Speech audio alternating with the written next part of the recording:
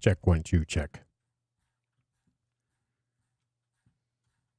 Okay, hello, hello. Here we go. Here we go. Let's start by going here. That's right.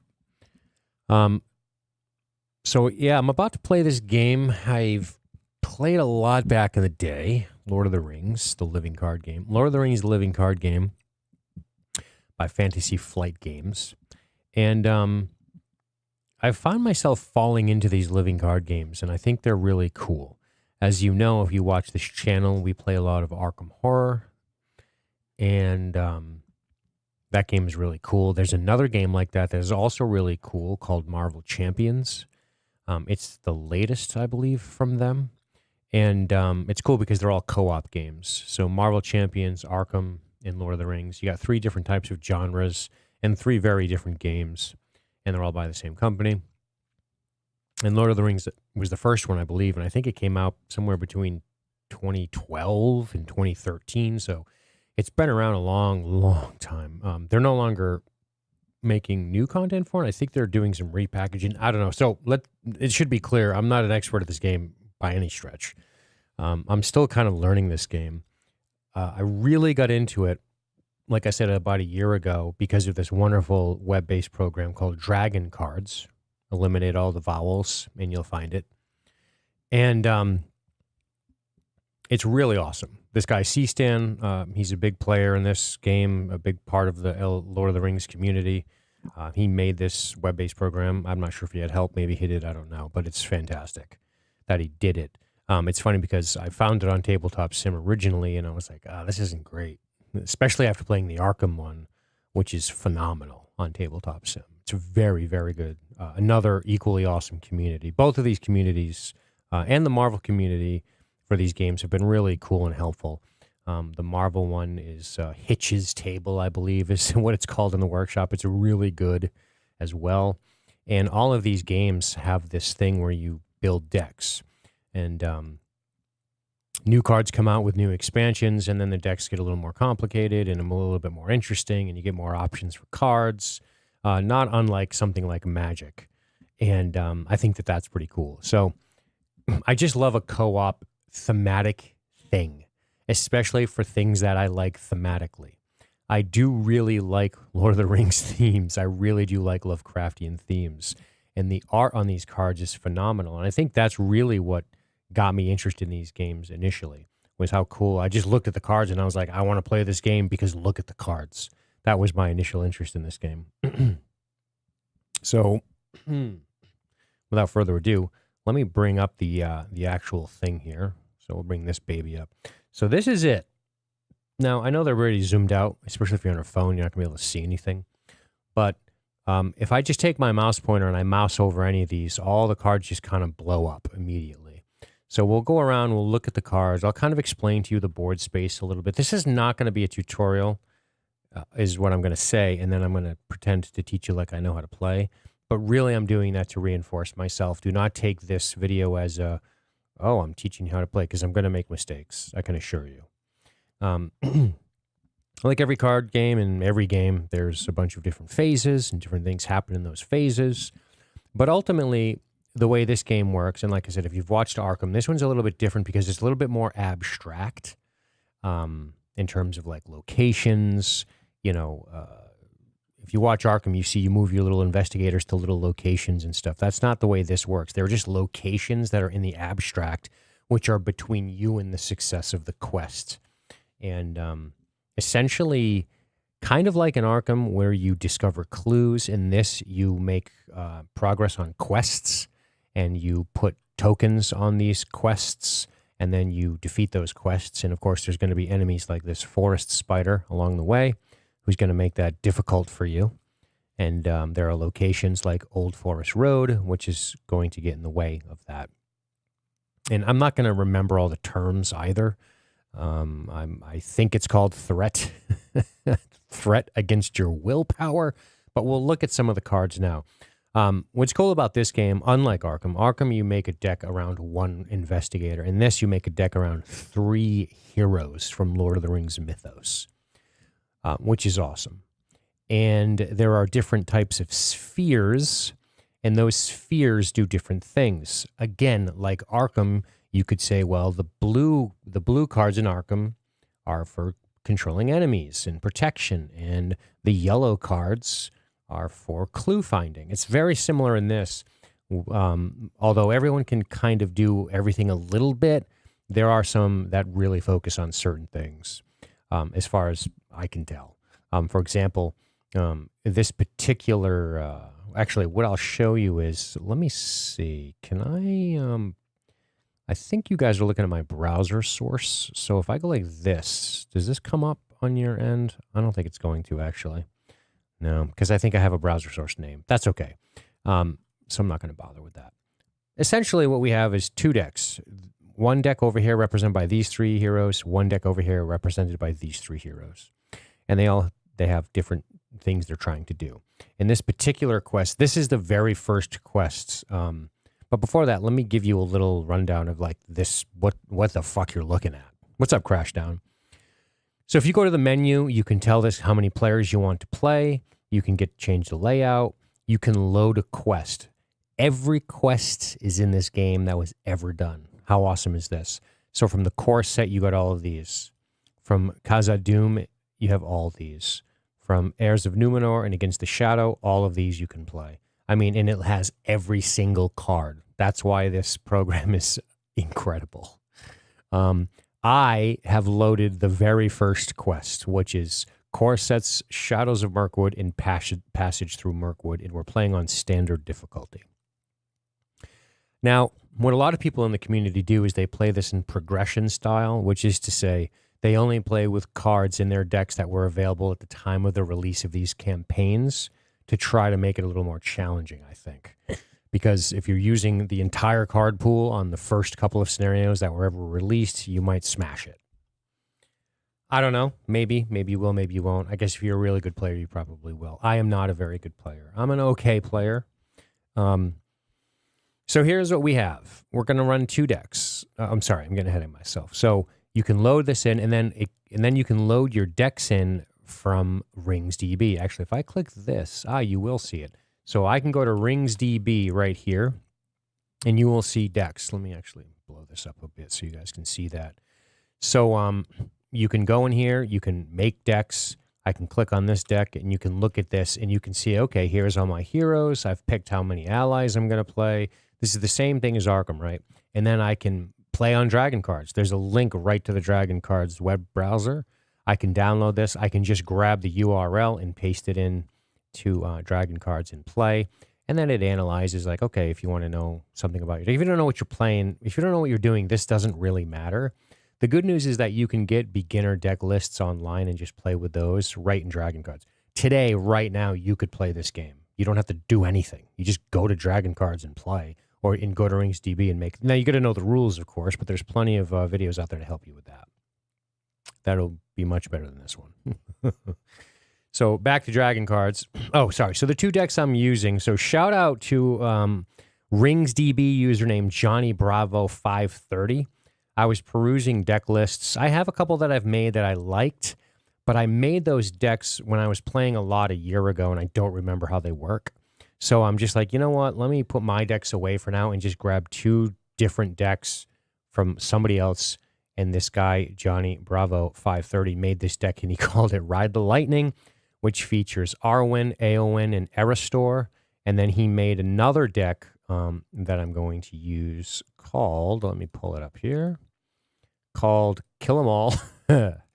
And it features I'm going to say these names wrong, Amarthul, Aragorn, and Halbarad. So all three of these heroes are in this deck, and this Kill 'Em All probably tells you what they're trying to do with this deck, which is pretty sick. So shout out to Johnny Bravo 530.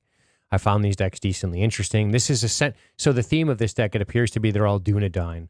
So you can see Dunedain Ranger Warrior, Dunedain Ranger Warrior for Aragorn, and then Dunedain and a Ranger for Halbarad, which is pretty cool. And then the other deck is Spirit Driven, and we'll kind of get into what that means. But so yeah, you make these decks, you can import them over to this thing, and then you play this game, you load up the quests, and you have fun. That's what you do. Let me F11 this. There we go. All right, so basically, we loaded up a quest, and we have something called the main quest. We have, we'll talk about the geography of the board. The main quest area, active is the active location. There's nothing there. And then we have different types of cards. And everything's going to be predicated on the encounter deck, which is, of course, got this awesome card art on the back. And its mission is to kill us. It's predicated on the death of us. Now, I'm going to open this deck up on the bottom. Another great feature of this is every card in this deck. I'm going to show you essentially 3 different types of cards that the game uses to kill you or delay you or make your life miserable while you're trying to complete your quest. It's going to give you these treachery cards. Sound familiar? It should, because Arkham uses treachery cards as well, and I believe Marvel does as well. And a treachery card is something that comes into play and happens immediately, and it says, when revealed, each player discards all event cards in their hands. That's crazy annoying. So these come out, bad things happen, and then they get discarded. Enemies come out, and they have some stats. The top stat of 25 is what I believe they call out the enemy's threat. No, it's not the threat. I don't remember what it's called. I don't remember the terms. It determines how likely this creature is to engage you. And then the rest of the stats are, I think the next stat, number 2, is threat. Number 2 is attack. And the third one down is its defense. And then 4 is its health. It's a creature. It's a spider. Those are the designations. You see this in every card game. It tells you what the card is. Forced. After forced, we know that term from Arkham. After a forest spider engages a player, it gets +1 attack until the end of the round. Great. Awesome. And then you see this demarcation line with a skull. I wish I could point while I do this, but I can't. But you see this right under where it says forced. It says shadow. Defending player must choose and discard 1 attachment he controls. So these cards double as a creature card, and then it is a different type of card, and that is a shadow card. But we'll get into that later. And then finally, we have these locations. If you notice, the location has a threat as well up top of 1. And then it has a number 3, which is how many progress tokens you have to put on this to clear it or explore it, I think is the terminology. It's a forest. It says response after you travel here. Be the first player, choose and ready 1 character you control, which we'll get into. So essentially, that's kind of what you're looking at. So I'm going to put this back in here. It's nice. I can just click this and shuffle it. Handy, right? So that's been shuffled. And then we'll kind of go from there. And then you have all of your phases are all right here. So if you don't know what the hell you're doing, you can click over here. Additionally, let me go to my rule cam real quick. We have this over here. So we have the rule book, which tells you kind of, this is the rules reference, not the rules book. The rules reference is important. It tells you what you can do in all of these phases. So essentially in this game, you have a resource phase where you're going to get money that you can spend on shit, or mana if you're a magic guy. Then there's the planning phase, which is you can play your attachments and your allies. Then there's the questing phase, which is where you commit people to the quest in an attempt to get progress tokens on the quest. Then you have travel phase, which is you take the location, any of these locations here in the staging area, which you can't see, but I'm on the little screen here, like this Old Forest Road we discussed, and you move it over to that active location spot. We'll explain why that matters later. And then you have an encounter phase, which is when engagements happen. So sometimes you want to engage a creature, sometimes you don't. Sometimes you don't have a choice. Then there's the combat phase, which is where engaged enemies attack you first. That's a weird thing in this game. In this game, enemies attack you first, period. And then you attack them. So it does make it tactically kind of interesting. And then there's the refresh phase where everything unexhausts or untaps if you're a magic guy. And then you go on from there. So pretty much that's how it works. Those are the phases of the game. So the first thing we have is we have our decks and everything else. I'm trying to remember when you set up the game, like what exactly happens first, but I never remember that shit. I think it's towards the end here. I'm scrolling through the book real quick. I know I don't have it up right this second, but It doesn't really matter. Once we get going, I'll be good. Don't worry. But yeah, like when you first set up to play, I'm trying to think of what it is. Now I'm in the regular rule book. The regular rule book, let me actually just bring it up if I'm going to scroll through the fucking thing. Setup. Yeah, so first thing you do is you shuffle your deck, you place heroes and set threat levels, right? You create a token bank, you determine first player, you draw your hand, you place quest cards, you perform scenario setup instructions. Cool. And then the card anatomy is on here too. I think we blew by it. The art in this game is great. Great. Yeah, we didn't blow by card anatomy. We'll show you a bit of card anatomy here. Let's see. Yeah. Main engagement cards. Yeah, engagement checks. There's a bunch of shit in here, but we'll distill this down into something that makes sense as we keep playing here, so you don't have to feel too overwhelmed with all of it. And here's a quick reference for the round sequence, etc. But anyway, like I said, I don't remember the terms of everything. So basically, we have our people. We have everybody where we want them. They're all of our stuff has been placed. Our decks have been shuffled. Jesus Christ, dude. Our decks have been shuffled. And we're pretty much ready to go. Let me see one more thing I'm looking at here, and then we'll be ready to get cracking. Engagement costs. Okay, that's what that number is. I wanted to know it because it was going to make me angry if I didn't know it the whole damn night. Engagement cost. I'll explain that in just a second. So we shuffle, we place, we determine first player, we draw starting hand, we place quest cards. So all that's been done. First player. So up here, if you're playing in this thing, I had to set this. Whoa. Why does this look funky? I had to set this to 2 players, so I did. And then now you'll see there's 2 seats. So LSG Dean, that's my name on this thing. So I sit here, and I'm looking at this deck here, right, on the left. And these cards are part of this deck. This deck is these cards. If I click here, I change my seat, and now these cards are part of this deck here, right? So you swatch, you got to remember to switch back and forth if you're going to play with 2 decks at the same time. You can play solo. I like getting more out of it by playing two-handed because then it forces me to learn more of the heroes a little bit quicker. So there's that. Undead Riot. The LOTR tarot cards have really good art too. Oh, do they? Awesome. Thanks for stopping by the way. Endurin Aramoria. That better not be the black speech, Ronan. Don't you dare say the black speech. So yeah, the art is beautiful. I love it. All right. Next thing is, I guess, read the quest. So this says, well, let's just get cracking. You guys will figure out as we go. You are traveling through Mirkwood Forest, carrying an urgent message from King Thranduil to the Lady Galadriel of Lorien. As you move along the dark trail, the spiders gather around you. Search the encounter deck for 1 copy of the Forest Spider and 1 copy of the Old Forest Road and add them to the staging area, then shuffle the encounter deck. Now, I didn't finish my geography talk. Staging area is up here. Engaged is down here. Okay, this spider,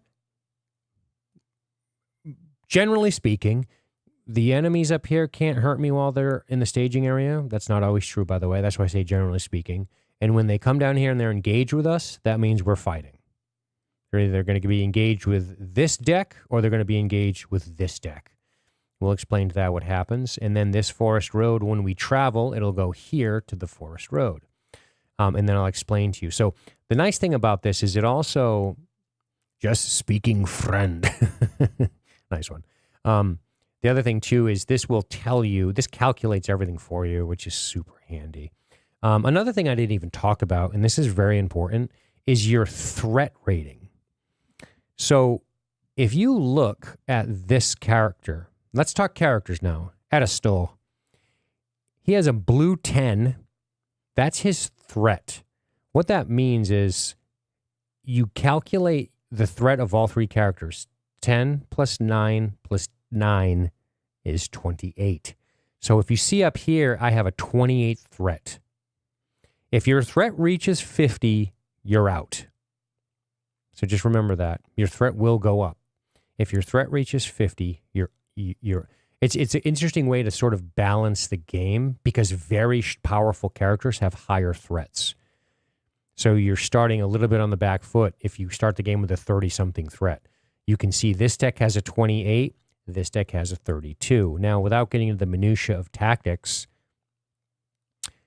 blue decks, which you see in the bottom left corner of AON, is representative of the sphere called Spirit. Their specialty is to lower your threat and to quest. High willpower, lower your threat, okay? If you come over here, look at Aragorn. He's 12. That's a lot. So 12, 10, and 10. This is an expensive deck at 32. Higher threat, but they don't care. They want to be engaged. I'll explain to you why that matters, because when it comes time to make engagement checks, if the monster's engagement cost is lower than your threat, they engage you because you're threatening to them, right? It's pretty cool. Like when you make Hobbit decks, they can have a low threat and they can be sneaky, so monsters don't always kind of see them, so to speak. It's neat. It's cool when you think about it in the abstract. Anyway, continuing. So as you'll notice, this states it's already done everything. Well, I'm sorry. Let me finish talking about these characters. I'm all over the place. This guy is weird. This deck is weird. I've never played with this mechanic before. He's a Noldor, and it says draw 3 additional cards at the beginning of the resource phase, which I will do in just a minute. At the end of the round, discard all cards in your hand. It's weird. So he just kind of blows through cards. And I should probably know this, but I don't know what happens if your deck runs out. I think it just runs out. Now, this game has 50-card decks as opposed to 30-card decks in Arkham, so they're bigger. If we go over, because you got 3 heroes. I'm sorry. Arwen, great card art, incredible. I'm sorry, and their stats are, he's got a 2 willpower, a 2 attack, and a 2 defense, and 4 health. That'll matter soon. Arwen has a 9 threat. She has a 3 willpower, a 1 attack, a 2 defense. Her thing is if she discards a card from your hand, she can discard a card from her hand to add 1 resource to a Noldor hero's resource pool or to Aragorn's. She can give Aragorn money. It's kind of awesome. She only has 3 health. And then Eowyn has a whopping 4 willpower, probably one of the best questers in the game. It's really good.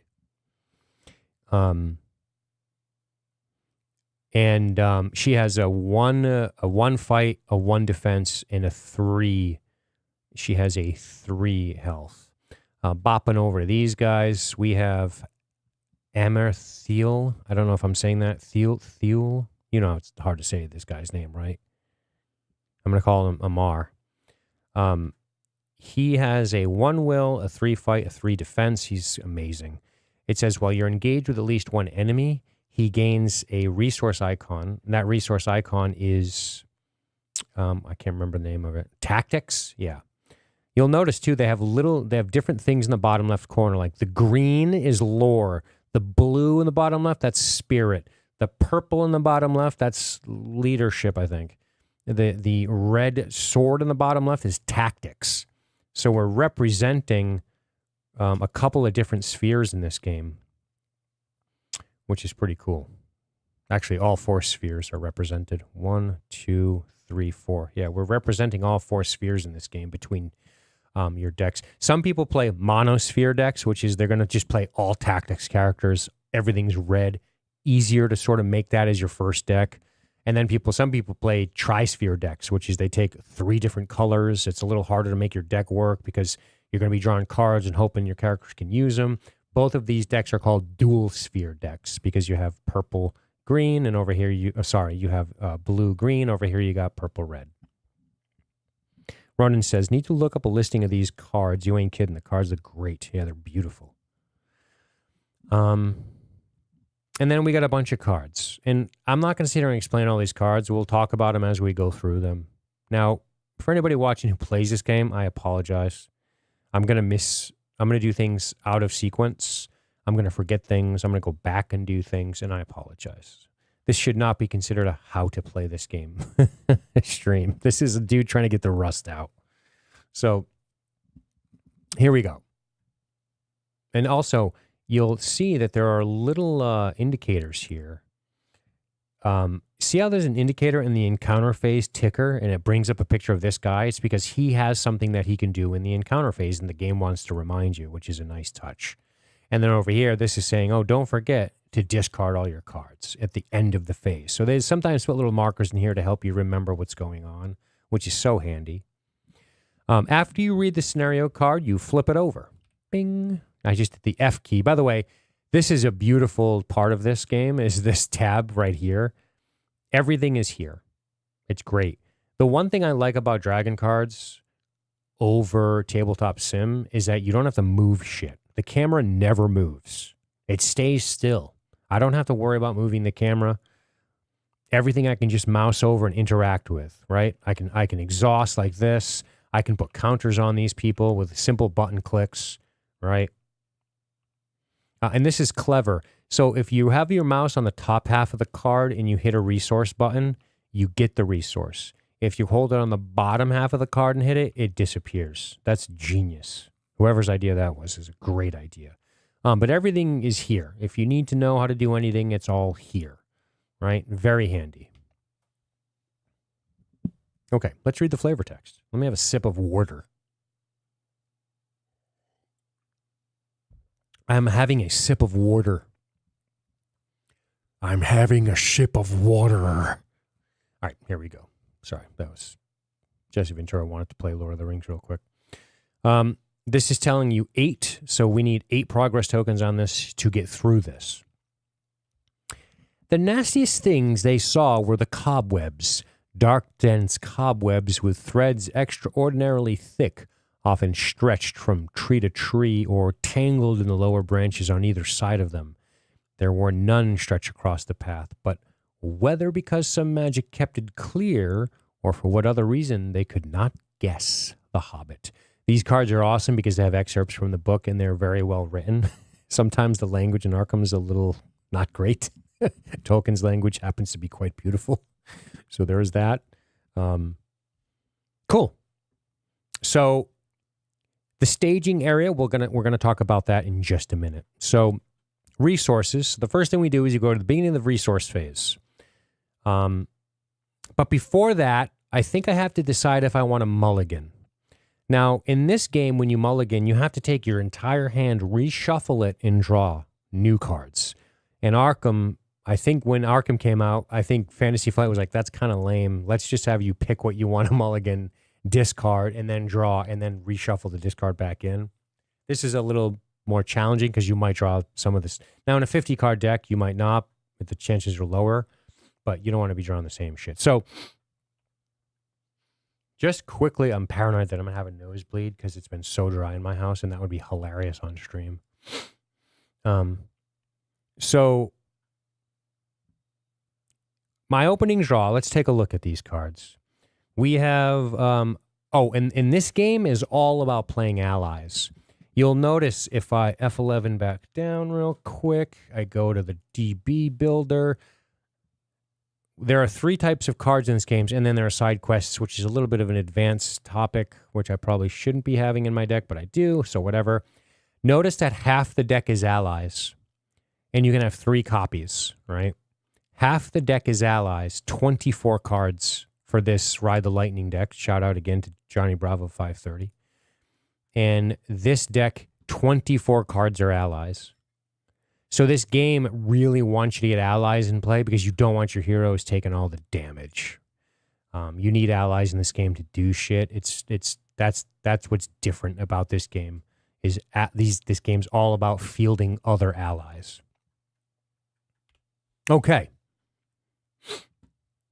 Now, I have 3 of the same ally in my opening draw. Now, they only cost 1, which is nice, because money is hard to come by in this game.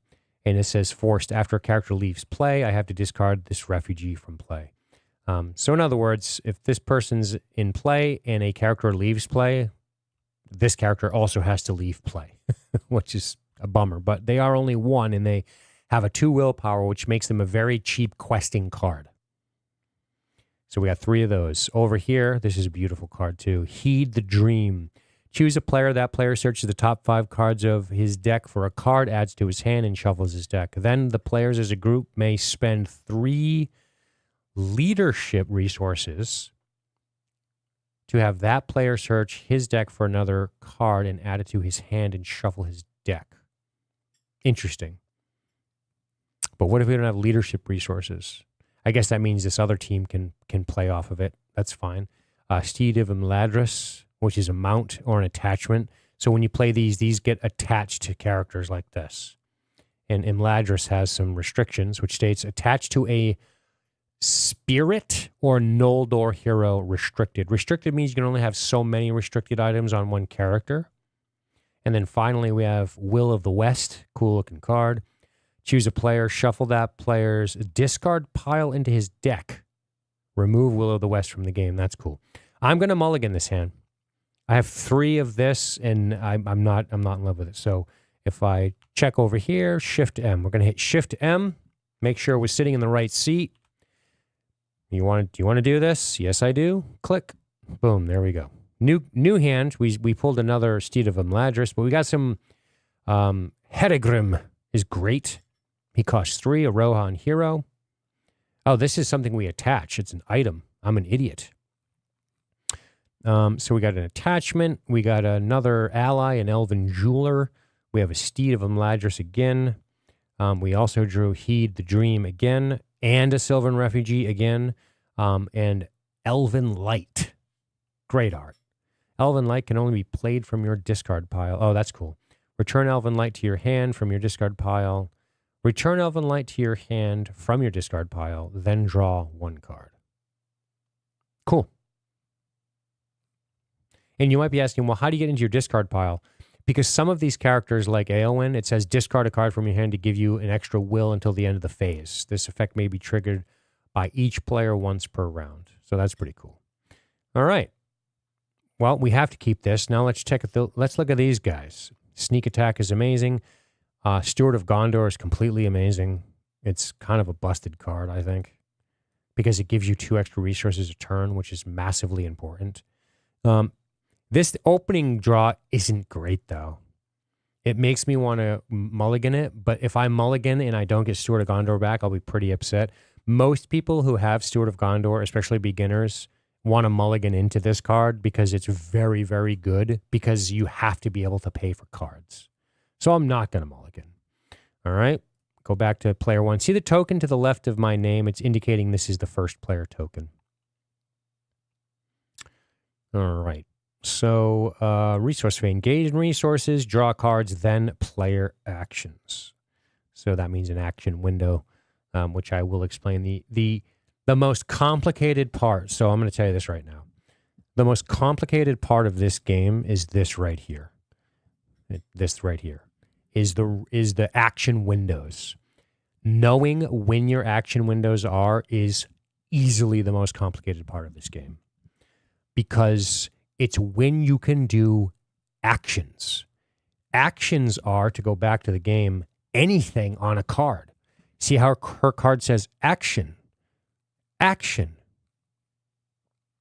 How about this? Any other action? Yeah, action. All kinds of shit. Action. Choose a player. This is an event card. That's a bit different. We'll get into that.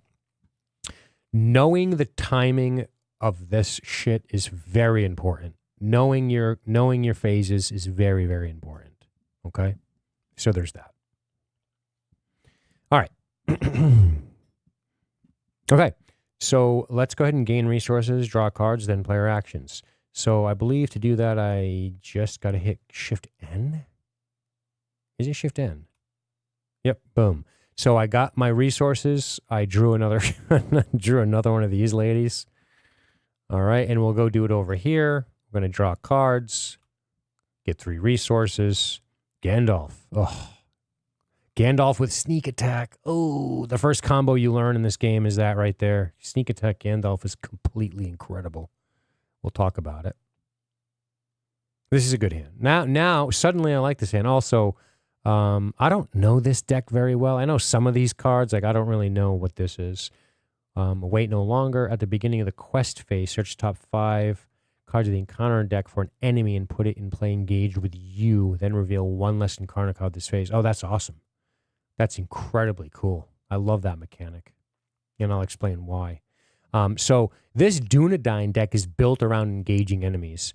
I mean, just look at the card texts, the way this Johnny Bravo guy put this deck together. It says, while you are engaged, you gain a tactic icon. While you are engaged with at least 2 enemies, you get an additional resource to your pool when you collect resources in the resource phase. Aragorn states, enemies engaged with you have -1 defense. And Halbarad states, while you are engaged with an enemy, he does not exhaust to commit to a quest. And he may engage 1 additional enemy during the encounter phase. So obviously this deck is built around engaging people. Okay, back over here. Excuse me. So we've gathered our resources. We have player actions. So is there anything I want to do right now? Probably not.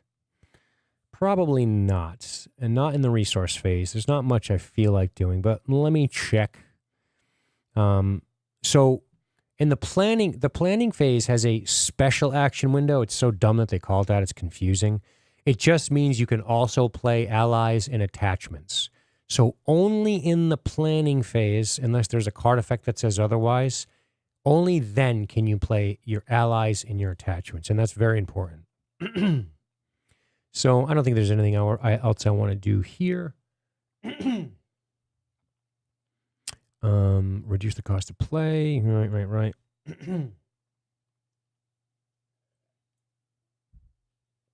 Maddie's hanging out up here, which is good. My cat has to go to the vet tomorrow. She has a little UTI, which is a bummer. Well, engage with at least 1 enemy. Okay, so we gain our resources. We're not going to do anything else. These guys aren't going to do anything else. So into the planning phase we go. So in the planning phase, we can play cards in turn order, and we have player actions throughout. So that means we can start to throw some allies on the table. And events. Attachments and allies you can play in this phase. Ronan, you able to co-op this with Bri at all? 100%. 100%. Yep. I would be happy to co-op this with somebody, for sure. Brian has expressed interest. It is a whole nother game to learn, though. You got to remember, I probably played this game, I don't know, 50 to 100 times, like a year ago. A lot to learn it, but it's been a while since I've played.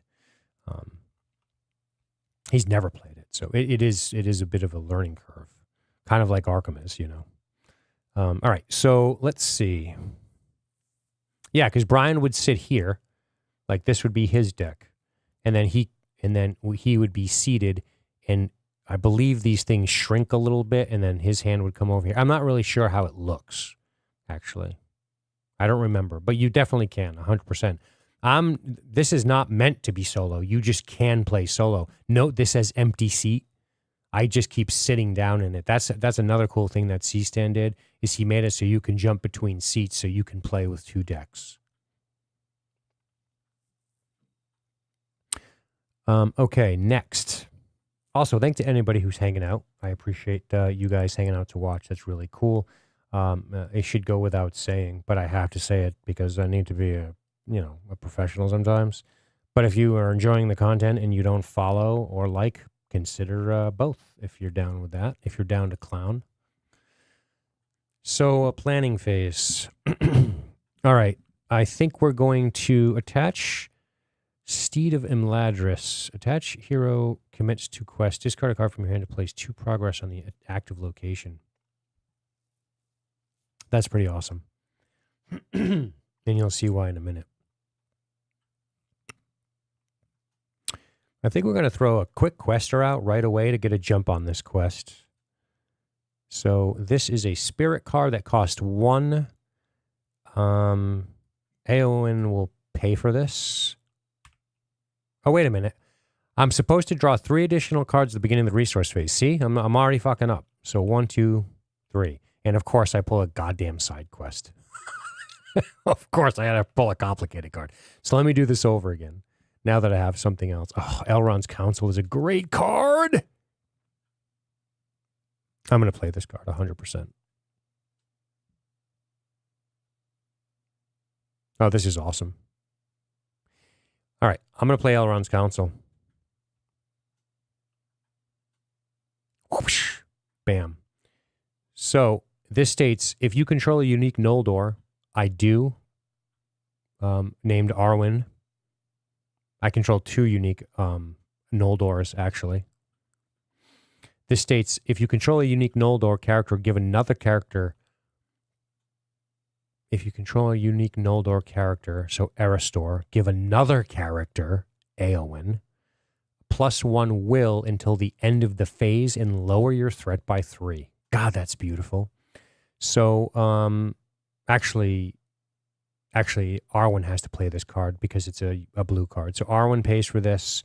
She gives Aowen a +1 will, which I believe is 5. Hey, he knows his hotkeys. And then this is promptly discarded. Okay. And you can play as many cards as you want until you run out. Side quest. Dare I play with a side quest? I'm going to play with a side quest. Side quests are, they're complicated. They're not really complicated. So side quests are basically like, if you want to make the main quest a little bit harder, you can play this card out of your deck, a side quest card, and if you complete it, you get the reward, which is both of us lower our threat by 5. This is a great card. So we'll play this. I think I put it in the staging area. It says, he was taking a wandering course with many turns and doublings to put off any pursuit. Limit 1 per deck. Response, when this stage is defeated, reduce each player's threat by 5. That's awesome. So we're going to put this up here. And that'll start to make sense in a minute. Next. Oh. Galdor of the Havens. Another Noldor. After 1 or more cards are discarded from your hand, draw 1 card. Limit once per round. This guy's amazing too. But see how expensive they are? We don't have much money at the start of the game. You build resources as you go. So you don't always want to spend all your resources because you might kind of be screwing yourself. But I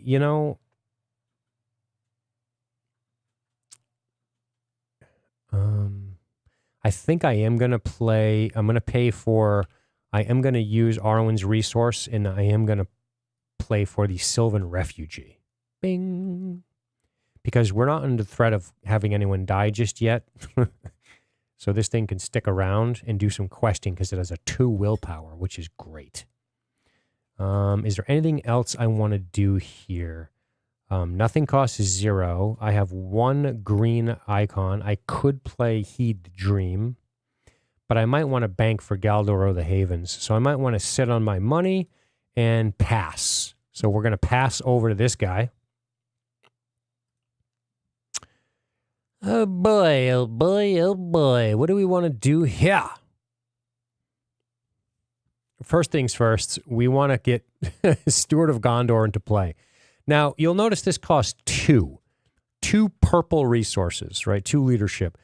You can pay for it from multiple characters. So I can pay for it using Halbarad and Amerthul. So I can take 1 resource off of each of these guys to play Steward of Gondor.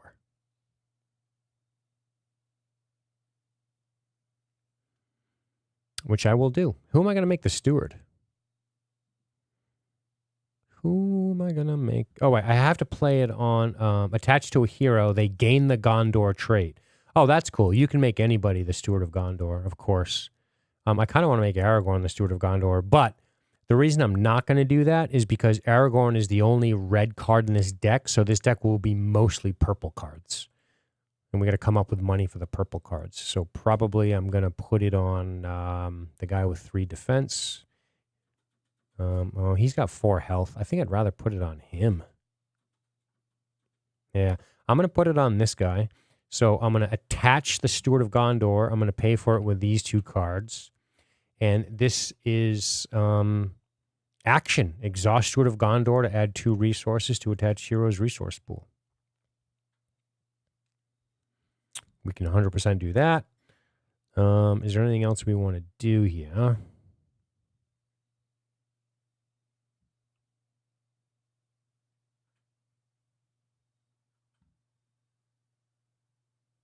Player actions throughout. The Elder Scrolls Complex Engage.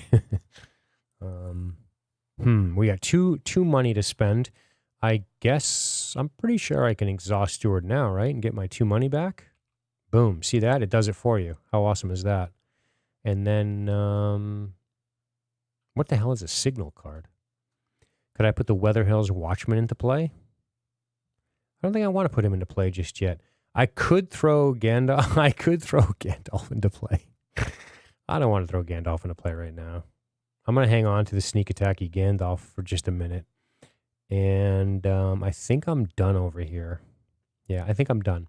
So that ends the planning phase, end of planning phase. Now we go to beginning of the quest phase, then player actions. So right now we have an action window. So we can do actions. So if there's anything I want to do, I can do it now. But we also get another action window after we commit cards. We get and I'll show you. This is where it gets complicated. So if we look on the quest phase begins. We have an opportunity to play cards right here, right? Then we have to commit characters to the quest. Then we get another action window. Then we have a staging period, which is where the enemies start to bolster up their stuff. Then we get an action window. Then the quest resolves. Then we get an action window. So it's, it's like, okay, there's a lot of fucking windows. A lot of open windows in this house. It's definitely a castle. All right, so I'm not going to take advantage of my action window yet. I think let me take a look here. I can't play, now that we're out of the planning phase, I cannot play attachments or allies, I believe is what it is. I think I can play events, though, right? Somebody want to correct me on that if you know? Attachments and allies, I believe, can only be played in the planning phase. Events can be played any action window. Yeah, I'm almost certain that's the case. Unless it says otherwise on the card. Again, RTFC, read the fucking card, should always be what you go by. RTFC. So what do I got here? I got ally, attachment, event, ally, event. Let's clean this up a little. This states can only be played from your discard pile. Action return. Okay, I know what I'm going to do there.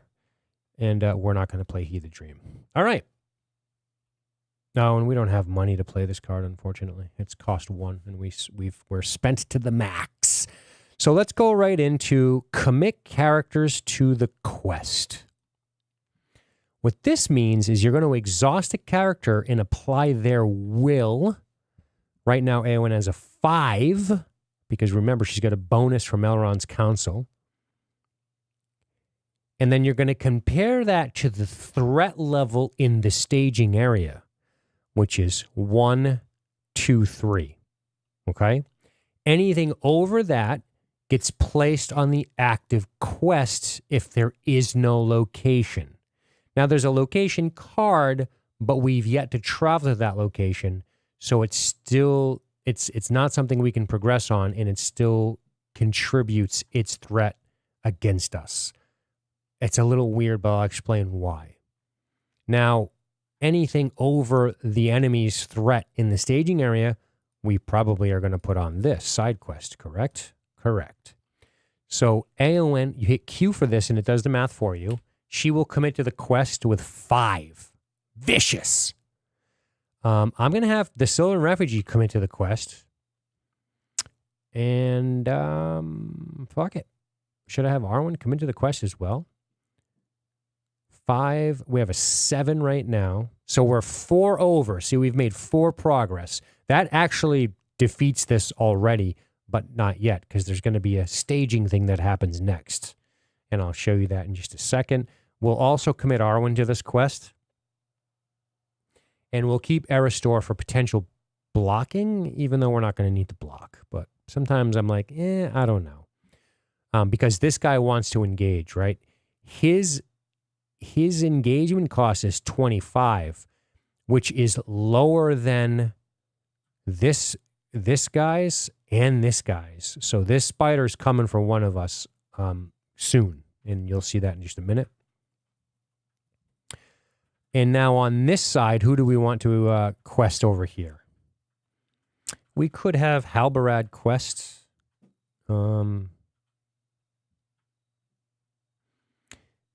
He's got a 2 will. He could help. He could speed things along. But I'm not going to do that because I don't think overage will carry over to the other quests. I'm going to play like that's the case. They're reminiscent of 5 Rings card style. Yeah, that's awesome, Ronan. That's a good catch. All right, we are done committing to the quest. These guys are going to chill out. Now that we're done committing to the quest, we have an action window. We're not going to take advantage of that action window right now. We are going to instead move on to the staging area. The staging phase, excuse me. The staging portion of the questing phase. Maybe that's how I'd say it. This is the staging area. The staging, you learn this when you read the rules. So during the staging phase, 2 cards from the enemy encounter deck enter the staging area and bad things happen. This is very much like the Mythos phase of Arkham. And I keep bringing up Arkham. I'm sorry if you don't know dick about my Arkham content, but a lot of people who watch this channel do, and that's why I keep saying that comparison. Besides, most Lord of the Rings people know of Arkham if they're watching this. And they are very similar. It's like a synergy bonus in Dungeons and Dragons. Like, if you know how to play Arkham, you can figure out Lord of the Rings pretty quickly, and you can figure out Marvel pretty quickly. There's just, because a lot of the language, you already know the language of the games, like attachment, ally, forced, response. Like, once you have the language of the LCG, it becomes progressively easier to learn each one. Okay. Staging area, we have to draw 2 cards. I want to make sure these were shuffled because I did look at them. So there we go. Also, look at the functionality he built into these. Shuffle, discard until enemy, look at the top 5, look at the top 10, choose random, deal X face down. Dude, this guy made a great program. Same over on our decks. We click on this, we can shuffle it, browse, look at the top 5, you know, and then we can just hit this. If we need to look at the deck for a reason, obviously I shouldn't do this. This is cheating. But I can close and shuffle. I can close and keep order. I can keep peeking. If I need to look through my deck, this is what I do. I can break it down by, oh, here's my allies. Here's my attachments. Here's my events. It's fucking great. All right, back to the staging. I think it's E. Is it E? E, reveal encounter card. Yep, so we have to reveal 2 encounter cards, 1 for each player in the game. If there's 4 of us, it would be 4 cards. So here we go. Bam. Another location. I'll explain that in a minute. And boom. The Dol Guldur, I said it correctly, orcs have shown up. They have a very low engagement, so they're coming. Now, they have something that states, when revealed, we must pay attention. The first player chooses 1 character currently committed to a quest. Fuck. Deal 2 damage to that character.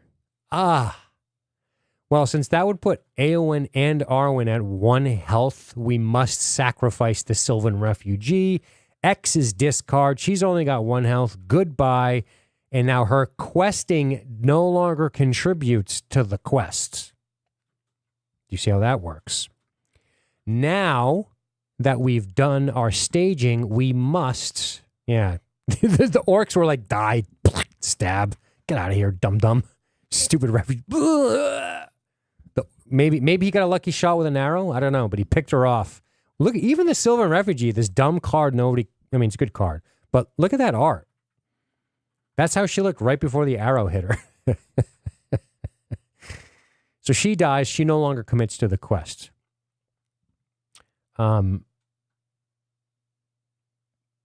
So So, oh, by the way, after staging, I should make this clear. After the staging phase, there is another action window. So I could have done something, whatever, but I'm not. I'm going to try to keep this kind of simple. All right. Now we have to move to the quest resolution. Quest resolution states we got to add up our willpower of 8 against the enemy's threat in all of the staging cards. Let's move this over here. I like to keep cards grouped by type because I'm a weirdo. So he's got a 2 threat. 2 more threat is 4. 2 more threat is 6. 1 more threat is 7. 7. That's brutal. Now, with a 7 threat against an 8, we have 1 progress token. So we can come over here and we can put a progress token on this. But let's look at Éowyn. Action. Now, let's go to our cheat sheet. We are in the quest resolution phase. We have an action window before the quest phase ends. Very important. I believe they call that the golden action window because it's super important to the game. I don't know if that's true. Maybe it's the one before it. And then the silver action window is in the enemy engagement. I can't remember all the cute terms from when I was very deep in the community a year ago. But anyway. So why does this matter? Well, Éowyn can discard a card from her hand to give her a +1 will until the end of the phase. This effect may be triggered by each player. Okay. So if I want, I can discard some cards. Now, what do we know about our deck? We know that at the end of the round, we're discarding all our cards anyway. So 100% we're going to do this. So we will discard what card? It doesn't really matter. Yeah, that's why I can't really save up for anything. I got to remember that. We'll discard this card because we want it in our discard pile, don't we? So we'll discard this card. Bing. We'll add another pip here. Plop. And then this says by each player once each round. Do these guys want to pitch a card? Let's see. Do we want to pitch a card? Not really. To be honest with you, not really. No, and I will say this. Some decks do not have great card draw, and it becomes a real issue. When you start using all your cards and you're only getting 1 card a turn, you're like, shit, I can't do much. So card draw is very important. So pitching cards, you got to be careful. But some decks are built around drawing cards. So we're going to abstain, and in just first player, we'll pitch this card, the Elven Light card, to give us a +1. So we are now beating this quest by 2.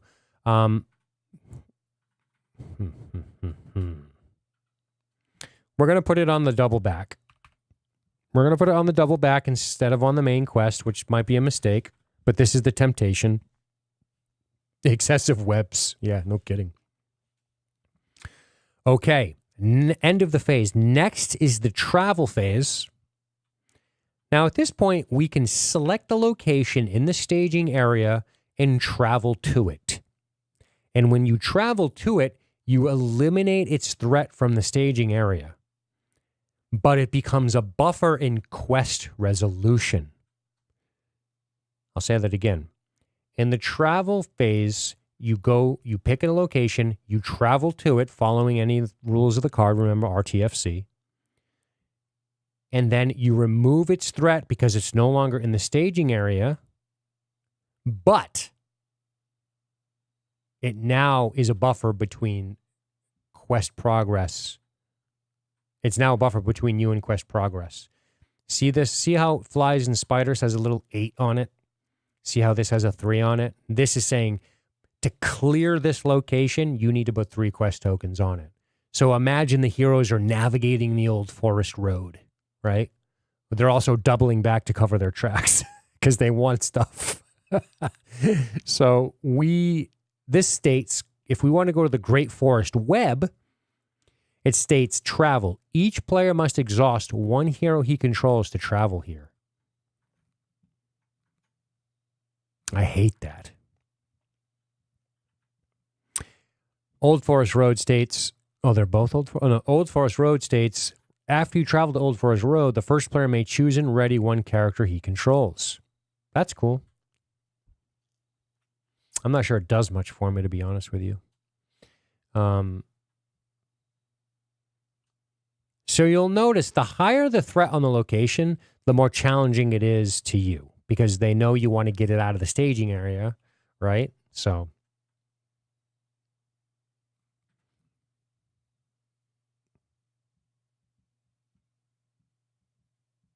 I'm a little nervous, and you'll know why in a minute, because both of these guys are coming. Remember, we still got to get to the encounter and combat phase, and both of these guys are coming because they both have threat costs lower than ours. They both have engagement costs lower than our threat, and I'll explain that in just a second. So I'm going to be a wimp, and I'm going to travel to the Great Forest Web. Wait. Oh, I didn't mean to detach. I know. Luckily, I know these keys. So we're going to travel to the Old Forest Road. That means it becomes part of the active locations. And now it will no longer contribute to the staging area's threat. But it is a buffer between us and quest success. And this states after we travel here, we can choose and ready one character we control. It doesn't really matter, to be honest with you. Yeah, that's just once per round. I will unexhaust Eowyn. The reason I'm picking Eowyn, even though neither of them can do stuff, is because sometimes there are cards in these decks that hurt exhausted characters. Yeah, we definitely need to go hunting orc. This orc is kind of wimpy. She could block this orc, but I don't really want to get my questers fighting. Okay, now we enter the encounter phase. End of travel, encounter phase. All right. And remember, Halberad's a wild man. Look at him with his dual blades. He's like, I love engaging guys. He may optionally engage one additional enemy during the encounter phase. Let me explain to you why that is so awesome. And to do that, we're going to go to the engagement. We're going to go to the engagement piece, and we're going to read it to you. And you'll understand why this is really handy in this particular moment. Okay. Rules cam.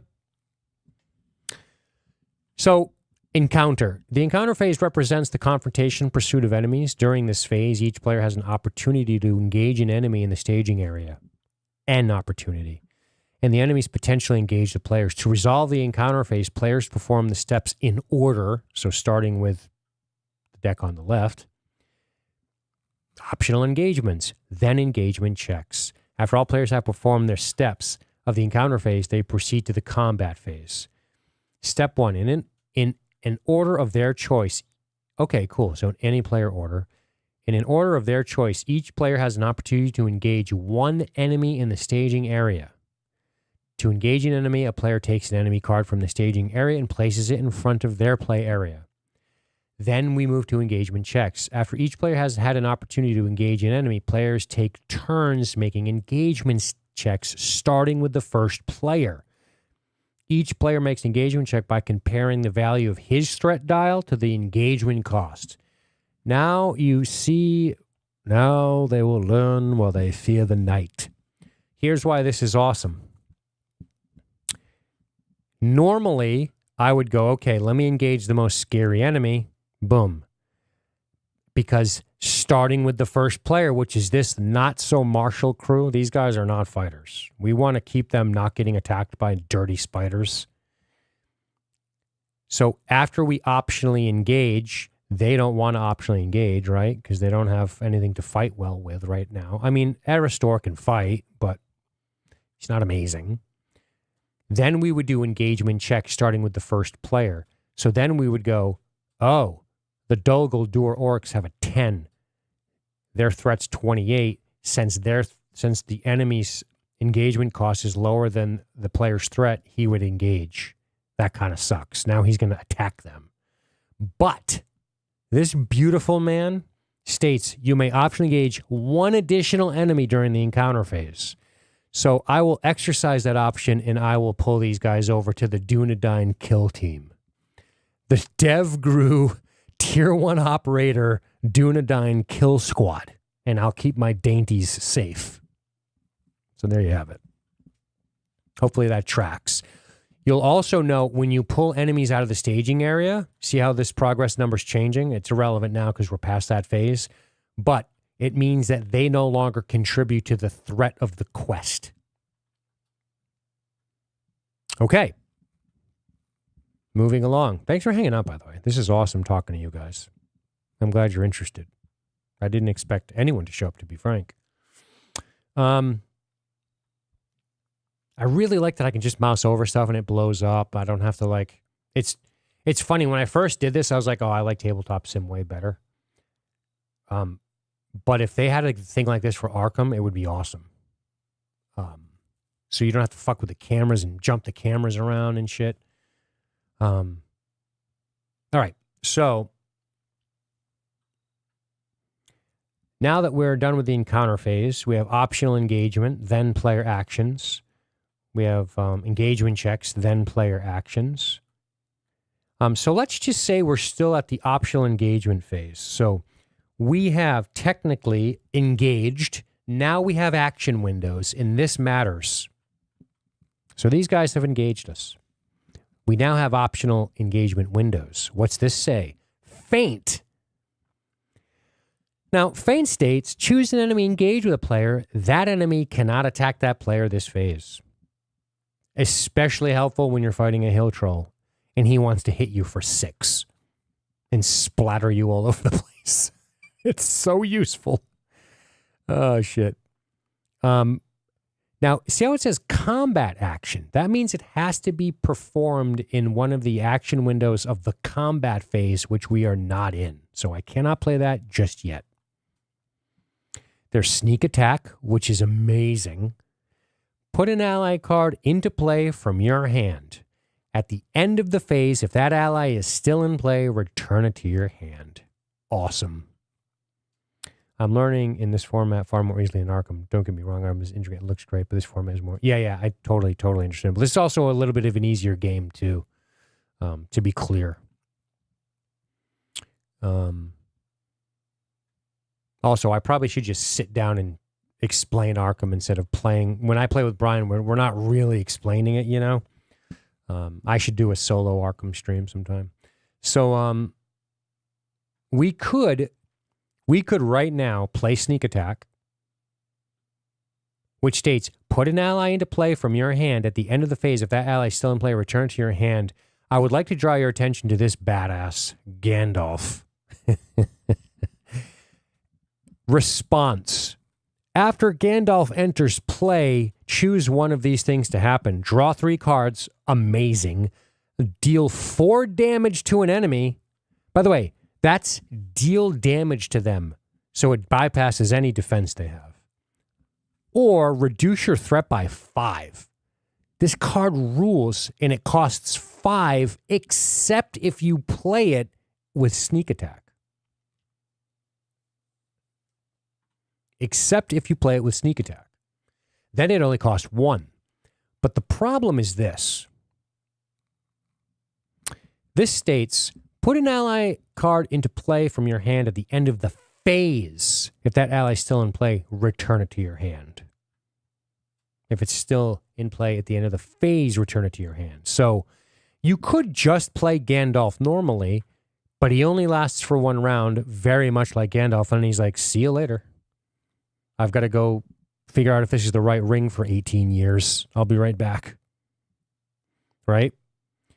Sneak attack, he goes away at the end of the phase. He just pops in and he's out. I could use Gandalf right now for fun, because he'll go back into my hand. But I'm not going to do that. I could use him to complete the side quest. Right? Because one of the things it says is draw 3 cards, deal 4 damage, Oh, no, you can't. You can't. Okay. Yeah, I would have to. See how he's got 4/4/4 as well. 4 will, 4 fight, 4 defense. Incredible. Incredible. Yeah, so if you play him in the questing phase, so if you deploy him in the questing phase, knowing he won't get to the end of the questing phase because he'll disappear if you sneak attack him in the questing phase, he could come in, you could draw 3 cards, you could exhaust him, commit him to the quest for 4, and then he bounces at the end. That's so awesome. He's great. We're going to save him. I think these guys can handle these two, but it's not automatic. So let's just go ahead and see if there's anything else in our hand we want to do. There isn't, because remember, we could play an event at the beginning of the quest phase. Well, we can't play this card because it simply states at the beginning of the quest phase. So we're done. We're going to skip over to combat phase, deal shadow cards. So when combat starts, you get an action window. Then you go into the resolve enemy attacks subsequence. It's complicated, 100% complicated, which is here. You'll note that's down here. If you keep scrolling in this book, combat phase right here, enemy attack resolution is kind of like a sub phase. So you got to go through that too, but I won't overcomplicate it. Too late. So now what happens is at the beginning of the combat phase, we have to deal shadow cards, but we have an action window. We've determined that unless we want to feint, we might want to feint because we might want to spare us some unnecessary damage. We could, but I will tell you, it's nice to have feint in your hand because these enemies are nothing compared to some of the enemies. There's a nasty-ass spider in this deck, if I recall. So I might want to hang on to feint, even though I don't have a lot of healing in these decks, because once you start getting hurt, it's rough, man. So I'm not going to feint. Shadow cards. Do you remember when I told you that these cards had double meanings? The demarcation is that skull. It's a shadow. That's going to make sense in just a second. So let's deal shadow cards. During the deal shadow cards step of this game, how do I do it? Shift S? Shift S deals all shadow cards. Yes. So during the deal shadow cards phase, you take 2 encounter cards face down and you place them underneath these guys. And then when you resolve attacks, you reveal them. And if the card has a shadow effect, it happens. If it doesn't, nothing happens. So Shift S, bing. See that? Automatically deals us 2 mysterious cards. Now it stinks when the enemies attack first because they do. So we've dealt shadow cards, enemy attacks, player actions after each enemy combat. So now we go to pick an enemy attack to resolve. So let's resolve the Doguldur Orcs first. We have an action window. We've decided we're not going to utilize the action window. Now we have an opportunity to declare defender. Now, anybody on your team can defend this attack. You pick who attacks you, and then you pick the defender, which is cool. So the enemy has initiative, but you have the tactical advantage of being able to make decisions, and that's why the game is cool. Now, there is a type of card called Sentinel, and Sentinels can defend for other players. Awesome. So if there was a Sentinel on this team, they could say, allow me, I will defend for you. We don't have any Sentinels, so that's not going to happen. Now, Amerthul has a 3 defense, which is really good. Aragorn has a 2, and Halbarad has a 2.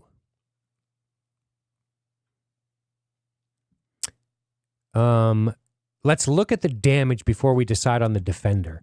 So this guy does 2 damage. This guy does 2 damage, and we have a forced. After Forest Spider engages a player, it gets a +1 attack till the end of the round. So the spider's coming in with 3. Nasty. Look at this guy only has 3 health. That's not good. But he has a 3 defense. So we're going to resolve the Forest Spider's attack first. I changed my mind. We will exhaust Amerthul to defend. And now we will resolve this by revealing the shadow card. Bam. Good news. Okay, this is double plus good, to use Orwellian speech. So this card, look at how nasty this card is. I'm going to detach it. So this card is a shadow card. There is no shadow effect on this card, so this card is discarded. That's amazing because we know we're not going to pull this card in the staging phase and have to fight this nasty-ass Beastmaster. That's the beauty of this part of the game, is sometimes you can get rid of powerful enemies because they end up as shadow cards. He has no shadow effect, which means spiders, they attack. That's my spider sound effect. And Amerthul's like, nah, dude. Ping, ping, ping, ping, ping. He defends that shit, no problem. Why? Because 3 against 3 equals 0. So he completely defends against the forest spider. Well done. Now we have to resolve the Dol Guldur orc attack.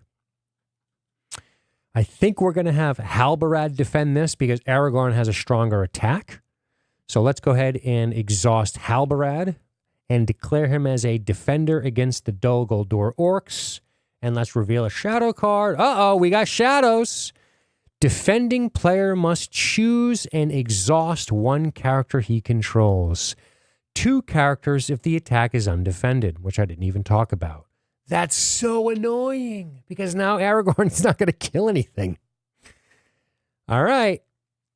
So first things first, he attacks for 2. This guy defends for 2. No damage is applied. However, shadow card states I must exhaust a character I control, so Aragorn has to exhaust.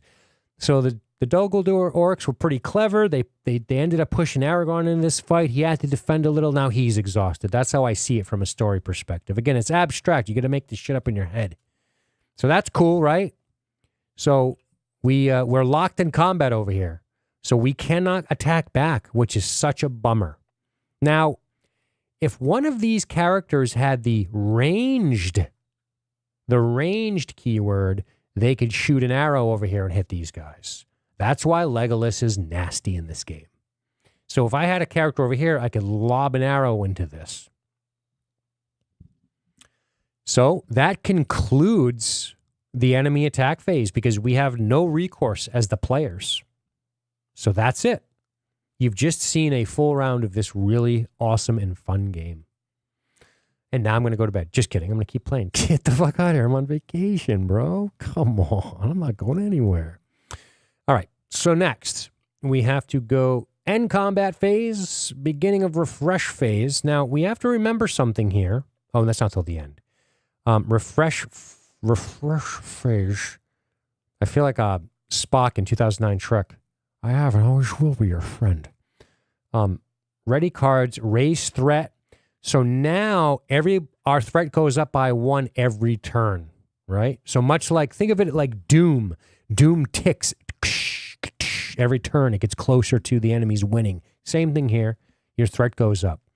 Now, something I want to talk about before we move on, because of the relevance of this card as a shadow card, it stated 2 characters and said if this attack is undefended. That's crazy annoying. So if you want to, you can say, I don't want to defend this. You can say, I don't want to defend this attack. In fact, if I did this instead, when the Guldur, I said it wrong, Dol Guldur, I always flip-flop it. It's like when I say Vietnamese instead of Vietnamese. No, I said it right the first time. See what I'm saying? It's Guldur. God damn it. Dol Guldur is a word I flip-flop like Vietnamese and Vietnamese, and I don't know why. It's just a weird thing in my brain. I know to say Vietnam. I'm not an idiot, and I know it's Vietnamese people. I'm not stupid, but I flip-flop the N in the N, and I do it over here. Dol Guldur. I always say Guldur, and I don't know why. Probably some mild dyslexia. It is crisp, Fronin. I agree. Okay, back to my example. Say this shadow card's in play, and we're like, oh, we're not going to defend. Great. That means this spider does 3 damage and since nobody's taking the... Wait, where does the damage go? I think undefended... Oh my God, I'm having a complete brain fart. Does undefended damage raise your threat? I think it does. Let me check real quick. Oh my God, I can't believe I don't remember one of the most basic tenets of this game. Quick, to the rules. Resolve enemy, declare, resolve. If the defender's defense strength is equal to or greater than, nothing happens. Determine damage. If attack was undefended, assign the full damage from the attack, which is equal to the attacking enemy's total attack strength, to one of the heroes that the active player controls. That hero's defense strength does not reduce the damage. Okay, right. Okay, so back to this. Say I decided, oh, I don't want to defend this. This would be a terrible idea. You'd never do this. Say you said, oh, Denoblian. Say I declared not to defend this. That means 3 damage would have to be put on one of these people, and their shield has nothing to do to stop it because I decided not to defend. That's the price you pay if you want to stay untapped. You got to get whacked. Now, if you have a chump guy in here like this, you just put the hero on one of these cats, right? And you just go, okay, you can die. I'm going to stay untapped. Or you could just say, I'm going to defend. I'm going to stay untapped. But notice there is a lot of... The game tries to punish you for undefended attacks. So this is saying, oh, if you... Say I tried to be cute and I was like, no, we'll both stay undefended. We won't defend it. Then the game goes, right, cool. Go fuck yourself. Now you have to exhaust both these guys. You see what I'm saying? So undefended is very risky. Very, very risky shit. Okay. Refresh phase. Ready cards. Raise threat. Pass 1 player token. Then take actions. I can't remember the shortcut. Shift R?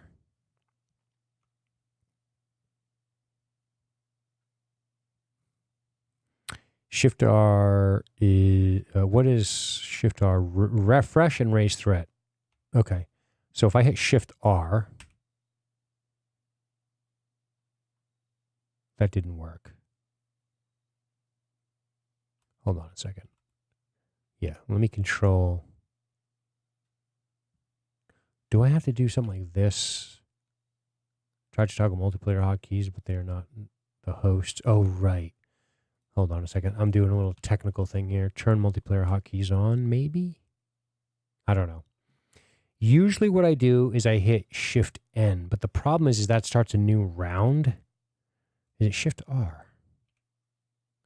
It refreshed, but it didn't give me my resources. Ready cards, raise threat, pass token. Oh yeah, it wouldn't because we're not at that phase yet. God, I'm an idiot. Okay, so we're refreshing. So we ready cards. Our threat went up, you'll notice, right? It went to 29 from 28. We passed the token to this guy. What if I hit it here? Is it going to pass it back to him, though? It doesn't. Okay, cool. And it raised his threat. Okay, cool. It's working how I want. All right, I wasn't sure. All right, so end of the refresh phase. Everybody's been refreshed. Everybody's threat went up. Now we're in the end of round, and we have to do error store. At the end of the round, discard all cards in your hand. This is such a weird mechanic. Again, I didn't make these decks, but I do like them. Oh, also, I think I have to hit Q. Yeah, hit Q to make those go away. Also, she doesn't have a bonus anymore, so clear that. All right. So I guess just X these cards out, right? That's crazy to do. Bye-bye. That's insane. Okay, I've discarded all my cards. It's super creepy and weird. I don't like it. And now I believe we can hit Shift N for new round. Yes. Great. So everyone gets a resource and a card. Over here, we get a resource and a card. Ooh, Foe Hammer's so good. And over here, error store states, draw 3 additional cards at the beginning of the... Why is Conan playing? Do you hear Conan? Hold on, I don't want to get in trouble on YouTube. Let me kill that real quick. What the fuck? That's kind of awesome. That was the most awesome shit ever, but I can't play it on YouTube. I have VLC on and it just started playing Conan. Wow. All right, let me unmute. I'm so sorry, guys. I was like, wait a minute. I can't. I wish I could Conan. I wish I called Conan. I wish I could Ronan. I can't. I'll get yanked. Okay. Also, we have to remember that Aristor states draw 3 additional cards at the beginning of the resource phase. So he's a cycler. So boom, boom, boom. 3 more cards. The timing was priceless, man. It was pretty awesome. All right. We're done refreshing. Let's take a look at the hands. Lambus bread. Love lambus bread. We should probably throw that on the fighters. We got Lindier. We have a Galadrim's Minstrel, a Sylvan Minstrel. We have a Will of the West. Will of the West! Okay, cool. Let's see what we picked up over here. We picked up Foehammer, right? We knew that. Foehammer's amazing. But we don't have any attachments on. We don't have no swords. Come on, we need swords and stuff. Okay. Basil should be allowed. I completely agree. Basil should be allowed. All right. We have choose a player, shuffle the player's discard pile into his deck. Oh, I see how you've built this, Johnny Bravo 530. That's so smart. That's so smart, dude. That's so you don't lose these cards forever. You can put them right back on the deck. Oh, I see what you're doing. I get your deck, dude. Clever. All right, so Tactics Boys starting this thing off. And let me tell you, the Dunedain, he's one of the Dunedain. Let me wipe my sweaty face. So these guys, the Dunedain are about to rain hell on these guys. Gain resources, draw cards, player actions, beginning of the planning phase. Let's just get right to the planning phase. And think about this for just a minute. What do we want to do in the planning phase? I should look up the rules. That are side quests mandatory for questing, or are they optional for questing?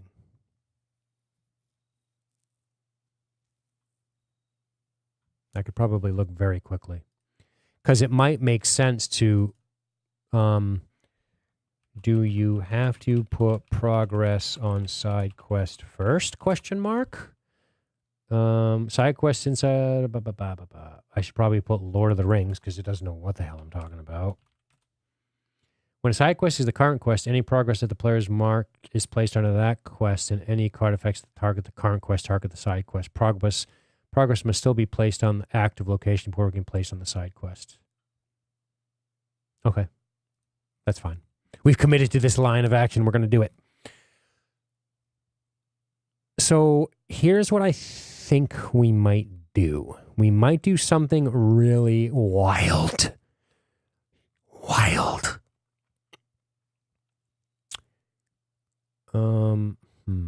Reduce your threat by 5. That's so good.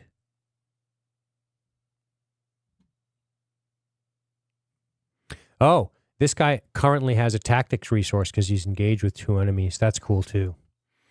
All right, so what do we want to do? Is it time? Is it time to make Gandalf Puffly appear?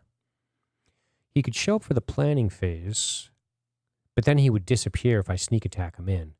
But I could have him come in. I could have him come in and blow up my side quest. Then I could play him.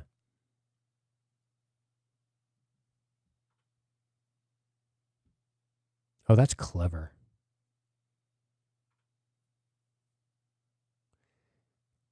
No, I can't do that. I'm trying to be cheesy. That won't work either.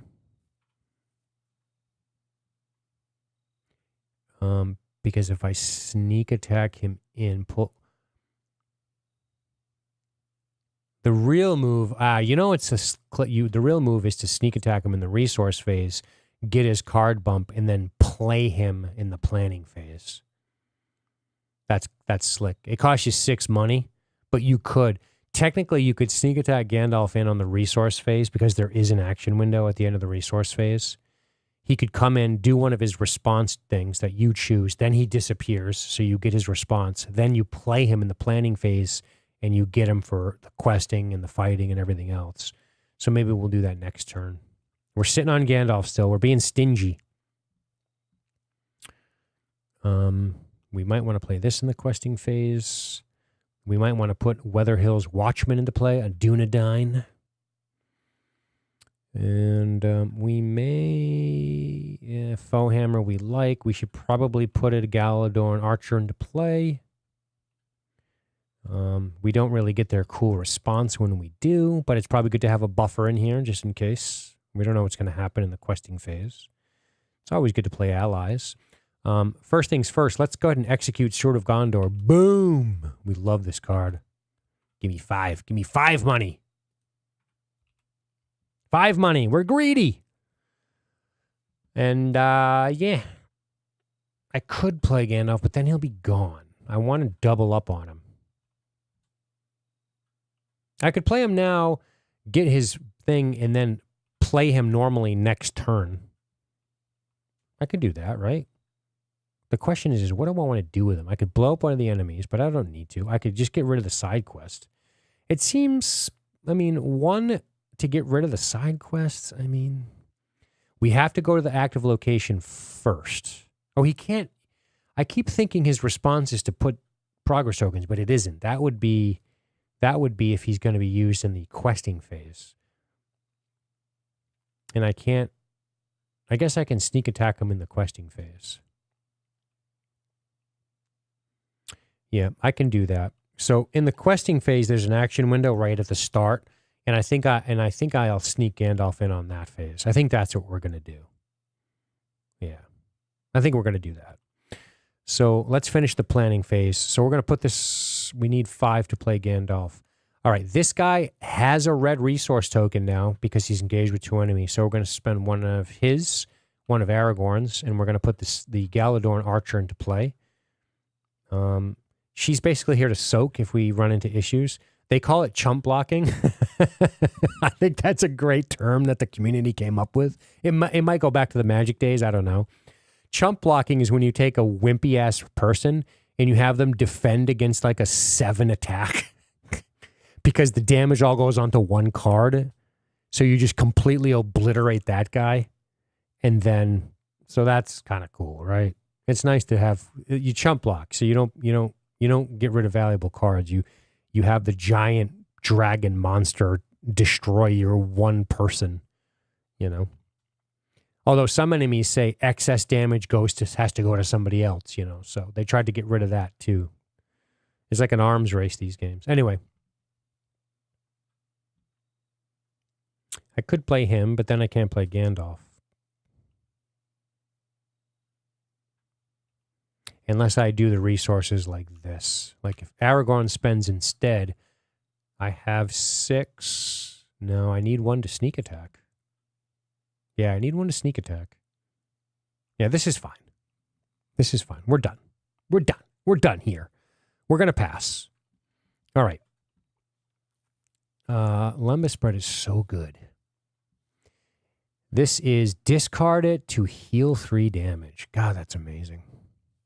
It really should go on Aragorn, but it probably, because the reason I'm saying it should go on Aragorn is because he actually has 5.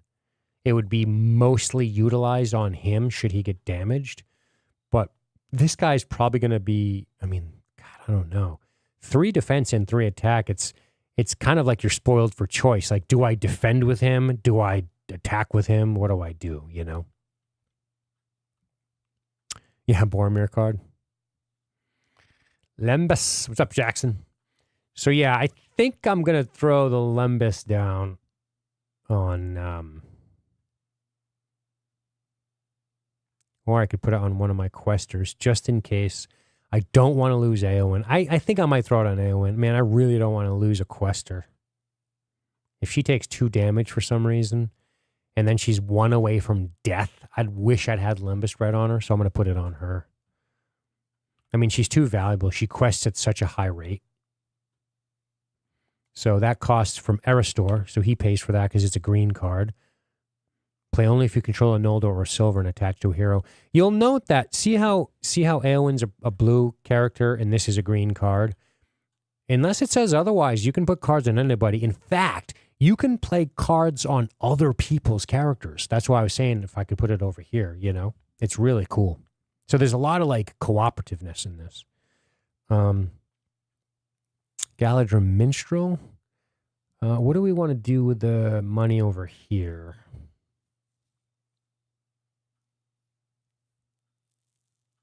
I hate to lose Will of the West.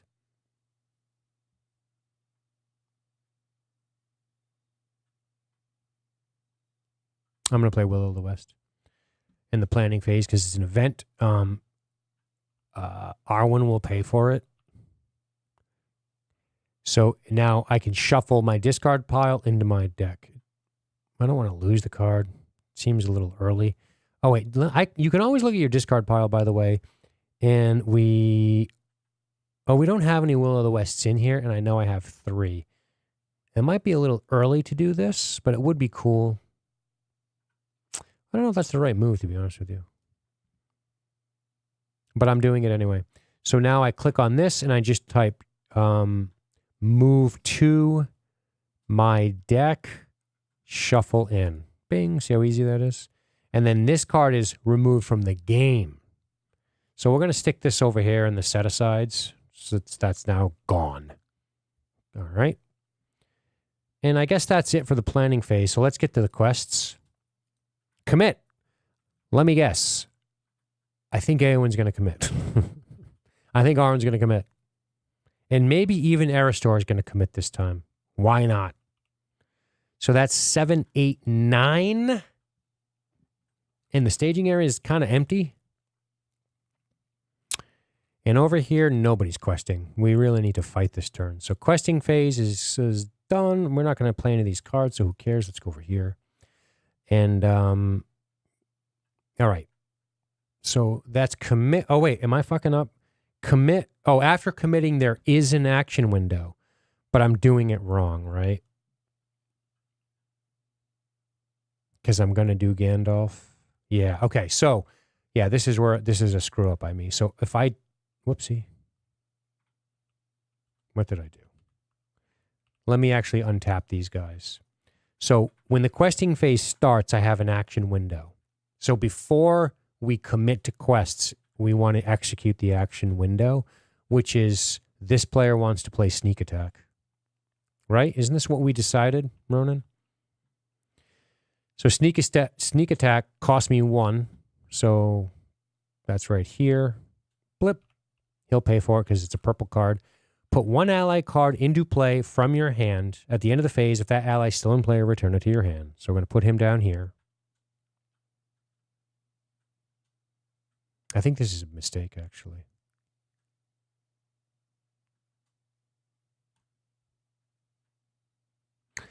So that brings Gandalf into play. Fuck it. We'll just do it. Now we have to decide, do we want to draw 3 cards, deal 4 damage to somebody, or reduce our threat by 5? God, reducing threat by 5 is so good. It's so good.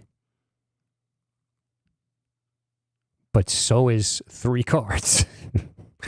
In a game where you don't get a lot of cards. I think I'm going to take the cards. You think you want to nuke somebody? Yeah? Or do you want to nuke the quest? No, we can't nuke the quests. We're going to nuke the quests after this. You want to nuke a spider? We could just nuke a spider. It is Gandalf. And then commit to the quests, but we're going to be overcommitted to the quest, I think. I think I want cards, man. I think I want cards. Although dropping my threat to 28 does sound pretty nice because we're going to start getting into the 30-something threat range still, but I don't care about my threat. I want to engage. I'm taking the cards. 1, 2, 3. Look at that card. Valiant Sacrifice. Does that ring a bell, that card? All right. We did it. Gandalf's in play for the questing phase. Now, after the action window, we will commit. So we are going to go... We're actually going to keep Eristor uncommitted. So bing, bang, boom. Gandalf will commit for 4. So 8, 9, 10, 11. It's going to be more than we need. This is going to be an overkill, but let's do it. We'll commit them all. So we have 9 progress right now, but it is now the staging time, so we got to draw 2. 1, Mountains of Mirkwood, travel and response. So this doesn't do anything except add 2 to the threat. And boom. Oh, man, a lot of locations. Wow. Okay. So the enemy threat is 2, 4, 6 to our 7, 8, 9, 10, 11, 12, 13. We progress by 5. That's pretty good. So that's exactly what we needed, because remember, we have to put threat on the active location first. So that's 1, 2, 3.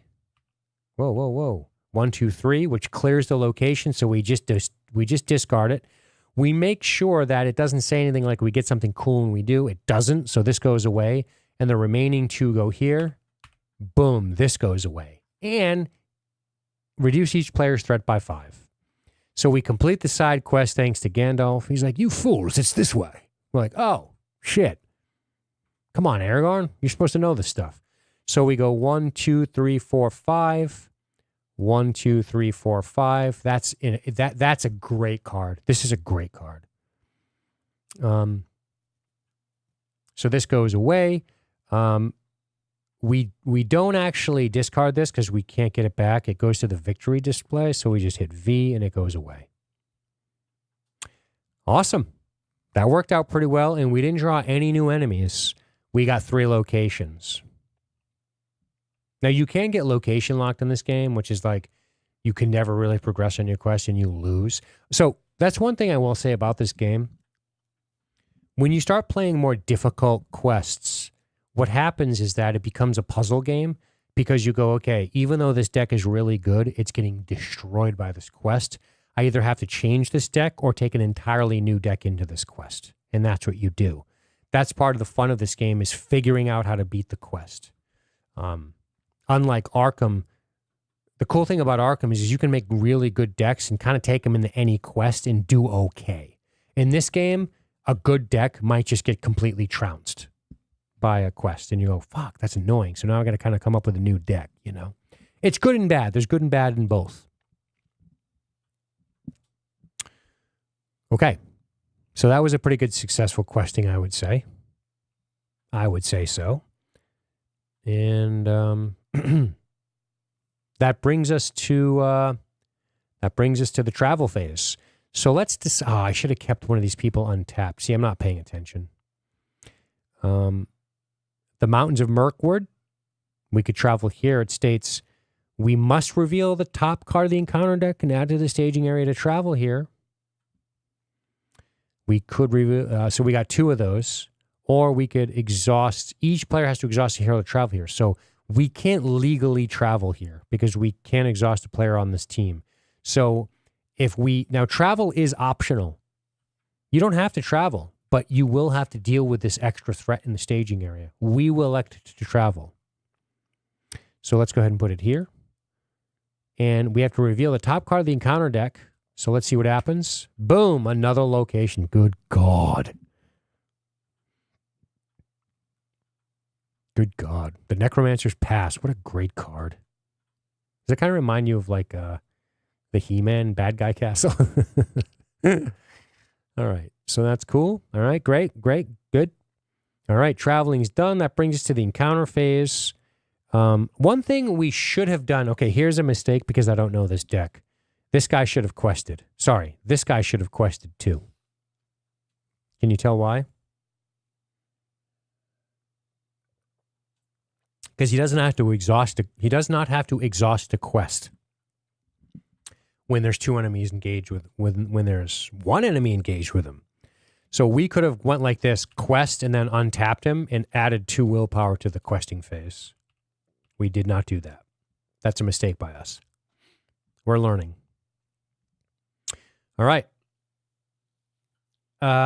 So nothing doing in the encounter for. Oh, right. After the questing phase, Gandalf vanishes. So we're going to just discard him. He's gone. Okay. Oh, no, he goes back in my hand, right? Doesn't sneak attack put him back in my hand? That's very important. Return it to your hand. Okay, good. Whew. We don't want to lose Gandalf just yet, do we? All right, cool. Encounter phase, there's no encountering. Encounter phase is where you do like engagements. There's nothing to engage. Everyone's engaged. So let's skip right to combat. And it's combat. So now we have, we deal shadow cards, and then we have an action window. So Shift S, bang. I enjoy the temptation of this game more. Arkham is an uninitiated. Makes me feel helpless at times trying to get a grip on your long run plans. As an uninitiated, makes me feel helpless. Yes. It does a good job of making you feel helpless sometimes. By the way, this game will too. Remember, we're playing the very first quest in a long line of smash your face in quests. So one of these days we'll play one and you'll be like, so here's the thing that happens in this game, and I've seen this with many people who play. You sometimes will just scoop. And scoop is a term that just says, I resign because I can't do anything. I need to tweak my deck and come back. And that does happen in this game where it doesn't happen in Arkham, right? This game feels a little more balanced in the moment because we're not deep into a campaign. We're playing the very first core box set thing with very advanced cards. So we have a distinct advantage. So there is that, right? We will play like one of the most notorious quests in this early game is I'll show you is Escape from Dol Guldur. It's so hard. It's so difficult. We will play that on stream, and you will see pain. But I get what you're saying. Not to discount what you're saying, but it's just a perspective to remember is that this is very, I mean, the dunnage cycle is kind of new in Arkham, is an old one in Arkham too. All right, let's see. All right, shadow cards have been dealt. What do we want to do here? The gauntlet. We need to declare some defenders, don't we? So what do we want to resolve? So pick an enemy to resolve. Let's start with the spider. The spider no longer has a 3 attack, right? He only got that through the end of the round because of what happened. So, okay, I think we'll resolve the spider first. And who will defend? Should I have the Galadorn Archer defend?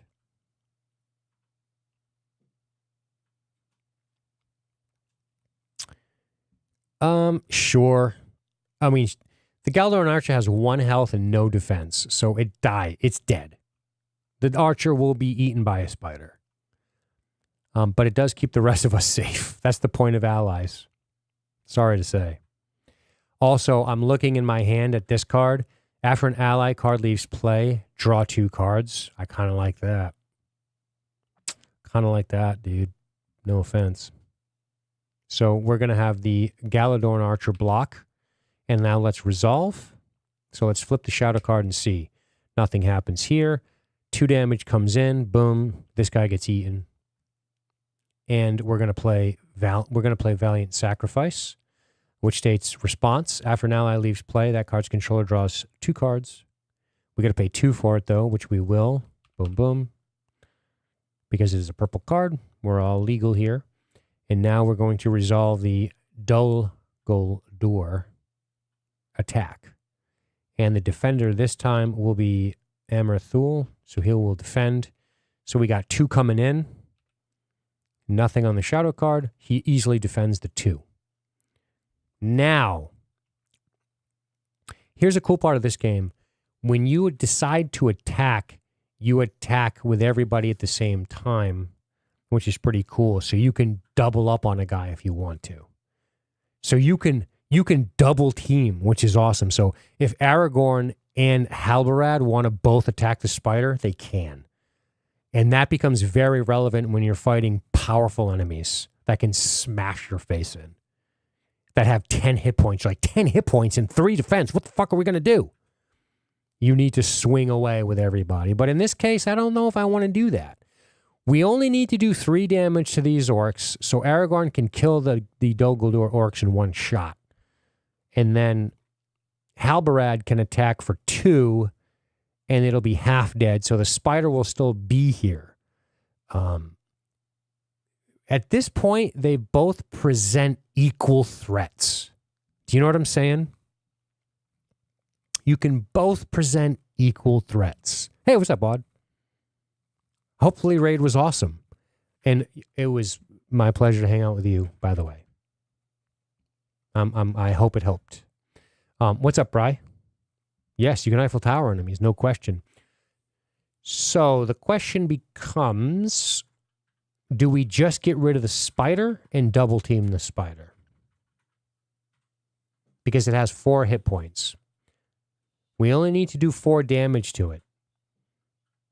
But the bummer about that, is that, wait, what's this saying? Does it have to be with a weapon? Yeah. Is that we only have 3 damage apiece. So we're throwing 5. It's kind of overkill, right? And we still get the benefits of being, okay, we're going to kill the spider. I've decided. Let's get rid of the goddamn spider. So Aragorn will swing away for 3. Halbarad will swing for 2. So 5 coming in on the spider. The spider has a 1 defense, but because it's engaged with the Dunedain Ranger warrior named Aragorn, it has a -1 defense. So it has no defense.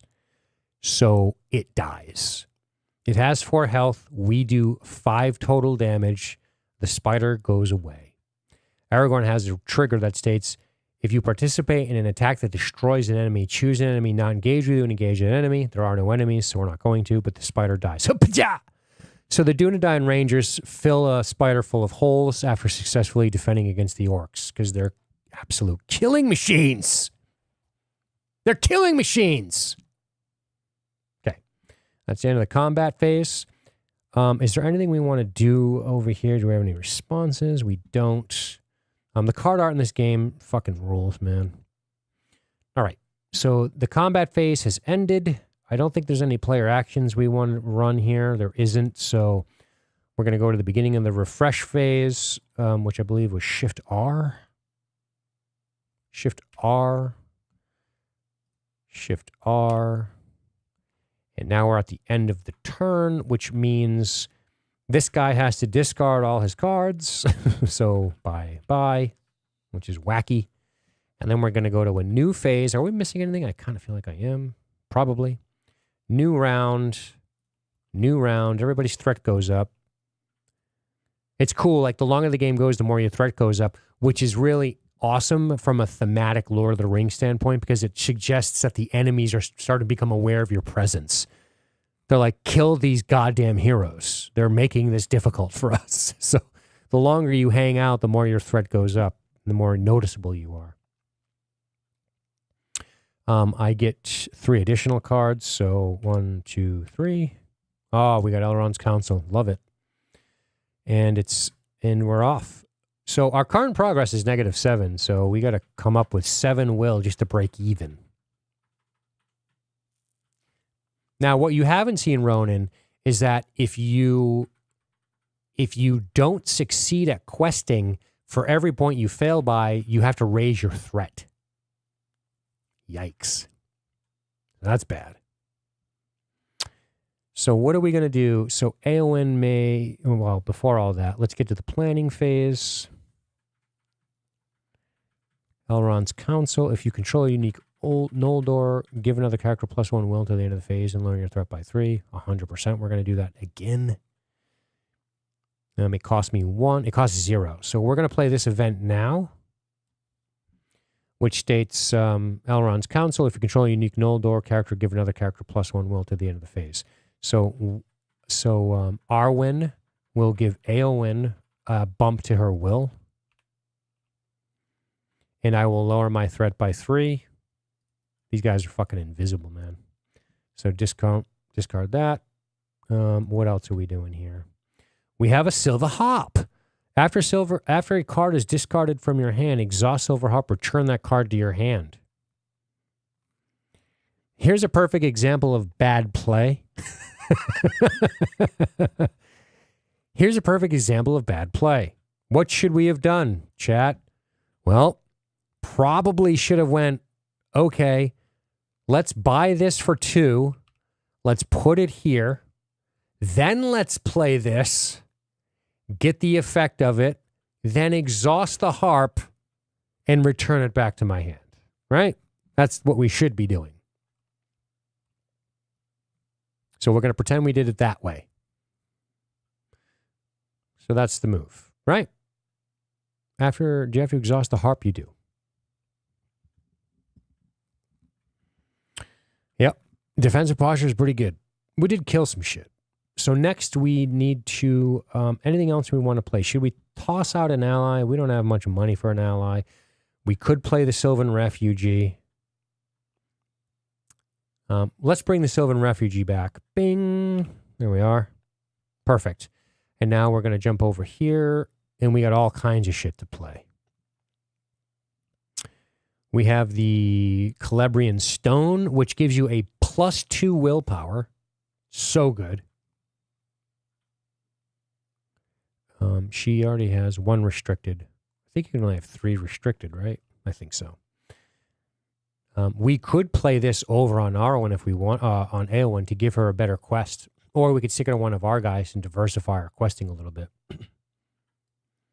We have a bunch of allies, including one Gandalf, who is amazing. All right. We also have a Fornost Bowman. That's a cool piece of art, too. He's looking at the camera. He's like, how hot am I? He's ranged. He gets +1 attack for each enemy engaged with you. And he can pick guys off on this team if they attack that team. We also have a Gondorian Spearman who is a Sentinel. And when he's declared as defender, he does 1 damage. That's cool. So he's another chump blocker, right? New cards to enjoy. Celebrian Stone. I think we might stick that on our man. First things first, let's go ahead and exhaust the Steward of Gondor and get 2 more money. And let's stick the Celebrian Stone on this guy who does not have to exhaust to commit to the quest. So that costs him 2. I think that's a good move.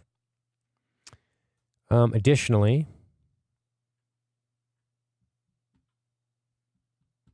I feel like we should bring Gandalf in again. We could spend 5 and bring Gandalf back, and he'd be here for the whole turn. Let's do it.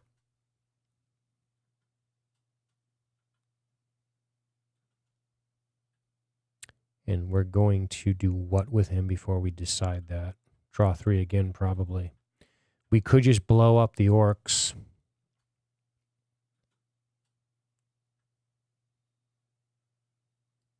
We're going to play Gandalf as a regular card. And we're going to pay for him with 1, 2, 3, 4...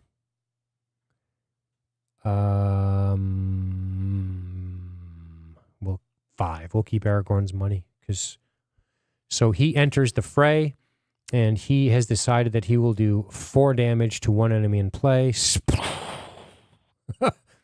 Gandalf shows up and orcs just disappear. It's probably an overkill. It is an overkill. Like, you'd want to use that honestly. Like, let's look at this discard pile. Remember with the card we saw? Where is it? You'd want to use that on this guy, right? A 5 health with 1 defense. Gandalf just comes in and hits him for 4. Unblockable. That's brutal. But since he's on the discard pile, we'll just do that. All right. And I think we're done with planning because we don't have much money. So the planning phase is... Oh, wait. There's something I can do in the planning phase with my other group. Oh, no. It's with these guys, and I don't have the money for it, which is wait no longer. Okay. That's fine. So questing phase. Let's go ahead and commit people to the quest. We're going to commit a lot of people to the quests because we have a lot of threat built up over here. So we're going to commit Eowyn, Arwen, and the Sylvan Refugee. We're no longer in...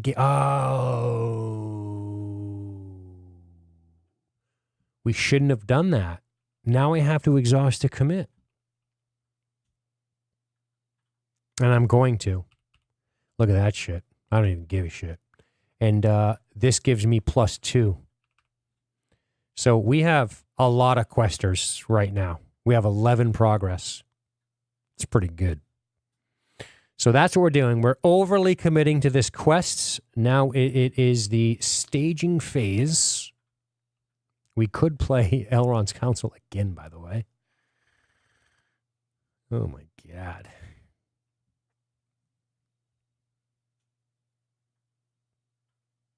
Anyway, we'll save it. So we have 11 will. So we have 5 from Eowyn, 3 from Arwen, 2 from the refugee, 4 from Halbarad, and 4 from Gandalf himself. Now we're going to stage. So let's go ahead and draw 2 cards from the encounter deck. Ah, no, no. This is when you want to use Gandalf Ronin.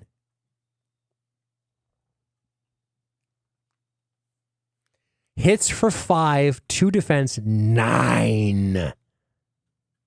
When revealed, each character currently committed to the quests loses 1 will to the end of the phase.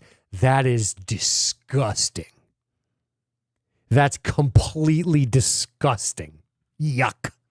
Oh my God. With a 3 threat and 32, so they're not engaging me anytime soon. Ooh. You can get the broken arrow. And the next card, another spider. When revealed, each player must choose and exhaust a character they control. Son of a bitch. Oh, that's brutal. Oh no, we're not engaged. Well, that's unfortunate. We're going to have to defend. We'll exhaust Aragorn. Oh, that sucks. And Eristor. Oof. That was a tough encounter phase, guys. I'm not going to lie. So what happens? Well, we have 6 progress, but do we? We don't. Everybody committed loses a will. So we take away 1, 2, 3, 4, 5.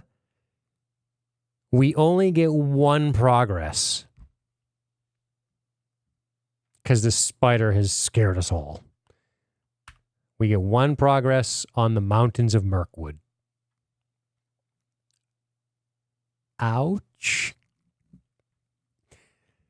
Ow. The good news is, at least we had Gandalf, because if we didn't, we'd be raising our threat because it would be a failed quest. And at least we have our threat lowered, so we don't have to engage this guy just yet. We can build up some expendable allies first. Oh. Now, what I should do, and what I think I will do,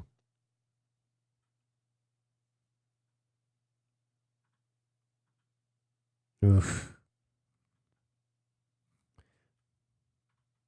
Oh my God. I could discard a card from each of our hands to give Eowyn her boosts, but,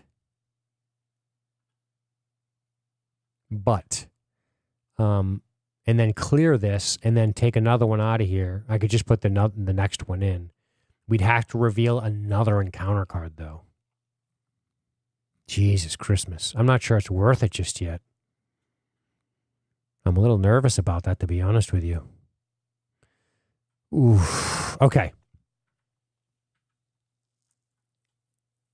Okay. Well, we successfully quested. Barely.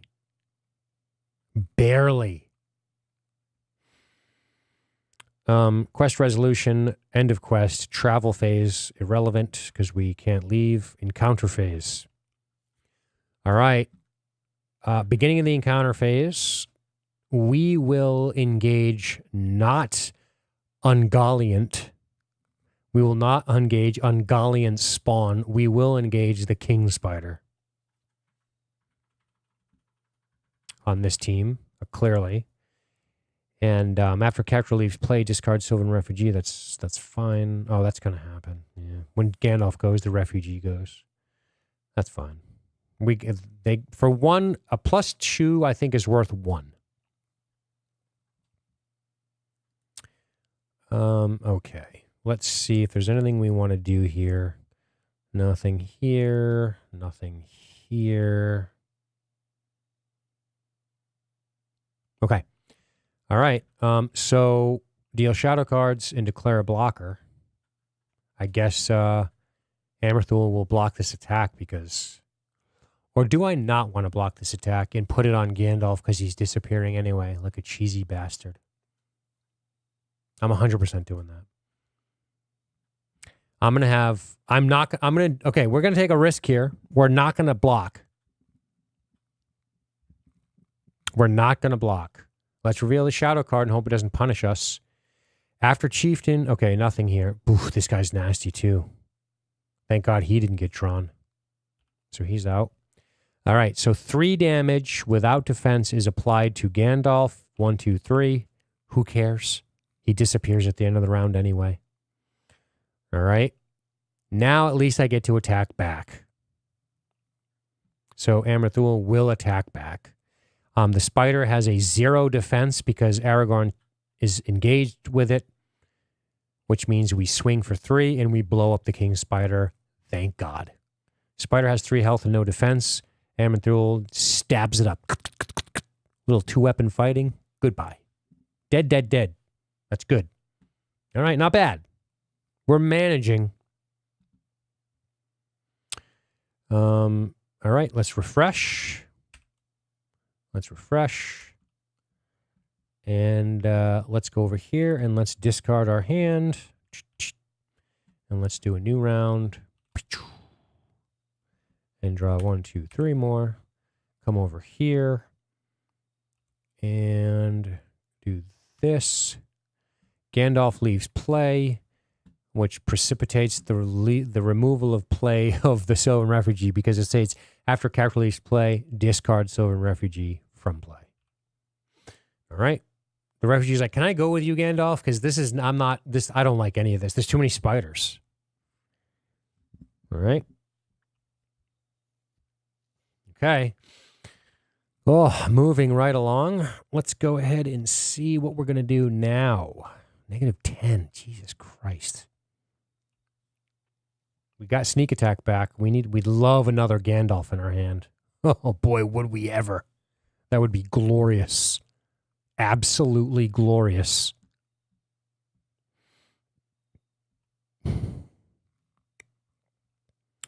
Okay. Okay, let's think.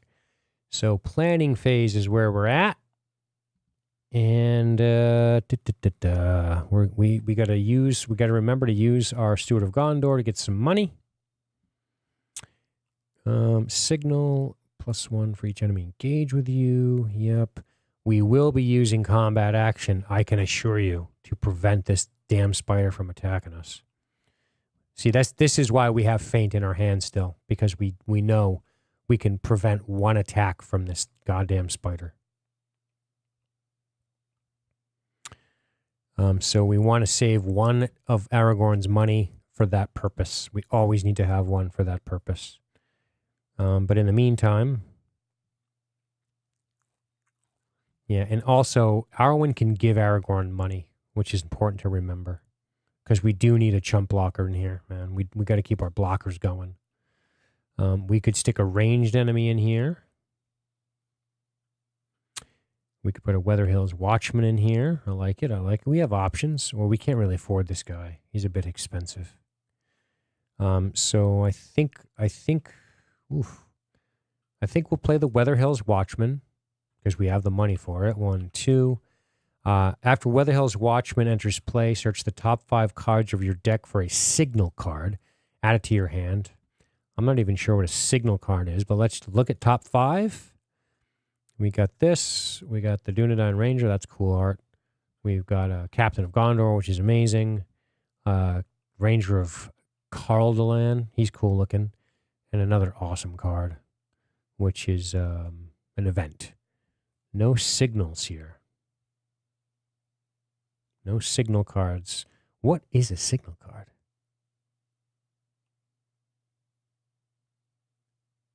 I'm not sure. Maybe it's a side quest thing? I don't know. I'm not sure how the deck is built, but we don't find one regardless, so close and shuffle. And now I think Aragorn's gonna put some people into play because we need bodies. So we're gonna come up here. Well, let's see what these guys have before we do that. Oh, excellent. Yep.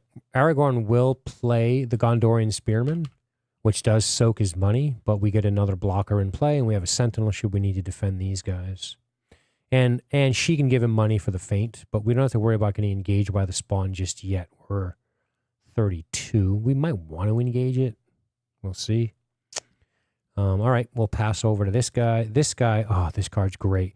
Daeron's Runes. Draw 2 cards and discard 1 from your hand. It costs 0. So good. We will play that right now. Draw 2. Discard. Oh, she's a good card. Discard 1.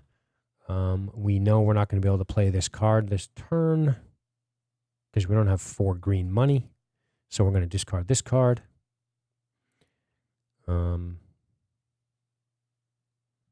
We will play Elrond's Council. Again. We will give her the plus. We never took the +1 away, so we're going to give her the +1. We're going to exhaust the Silver Harp instead of discarding this card. So it goes here and it goes here. Right? And lower my threat by 3. That's so good. That's a dirty combo. After a card is discarded from your hand,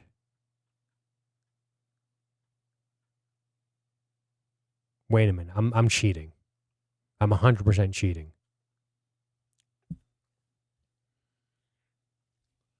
I'm cheating here, right? This is saying after a card is discarded. You don't, when you play a card, you're not discarding it. So this is in fact discarded because it's been played. I'm cheating. I'm a fucking cheater. Technically speaking, I shouldn't have this card. Technically speaking, I shouldn't have this card. So this is gone. I don't want to be a cheap ball, but I am going to replace it with another card because I'm a, yep, I don't want to cheat.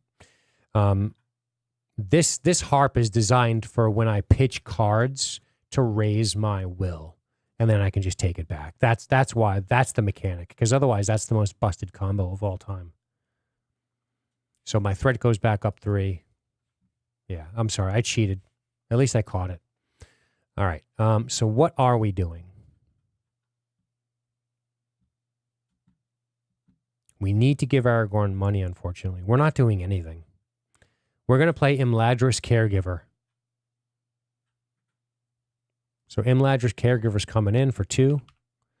As an action, Imladris Caregiver can discard a card from hand to heal 1 damage on any character. That's awesome. Discard a card from your hand. Again, great with the harp, right? Great with the harp. Retain +2 honor. Nice. And we can't afford anything else because Arwen is going to discard a card from her hand. So now we're going to use the combo. So we're going to discard Galadriel's Handmaiden. We're going to use the Silver Harp to not discard it. By discarding that card and not really discarding it because we have the harp ring, where are you going? We are going to add 1 resource to a Noldor hero's resource pool or to Aragorn's resource pool. We're going to give Aragorn money. Going to give him a big fat kiss. And I think that's our planning phase. Our planning phase is done. Done, done, done. Now we have to remember, each player has to exhaust a hero to travel to the Great Forest Web. Get an encounter card. Discard 2 cards. The first player will have to discard 2 at random. Okay, we'll do that because we're going to discard them anyway. Okay, I'm just trying to plan here. So let's get to the quest. Let's commit characters to the quest, but let's see if there's anything we need to do. Nothing. Nothing. All right, we got a lot of committing to do, so we're going to commit, and commit.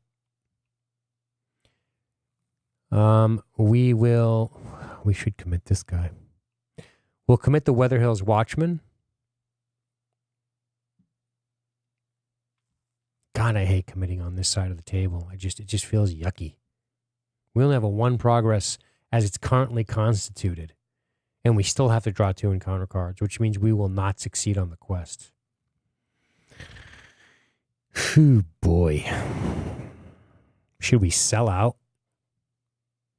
Commit, and commit. We're selling out. We have to. We absolutely have to do this. Everyone's going in. We need to raise the willpower in this joint, guys. All right, let's deal some encounter cards and see what happens. Jesus Christ, another location. And, ooh.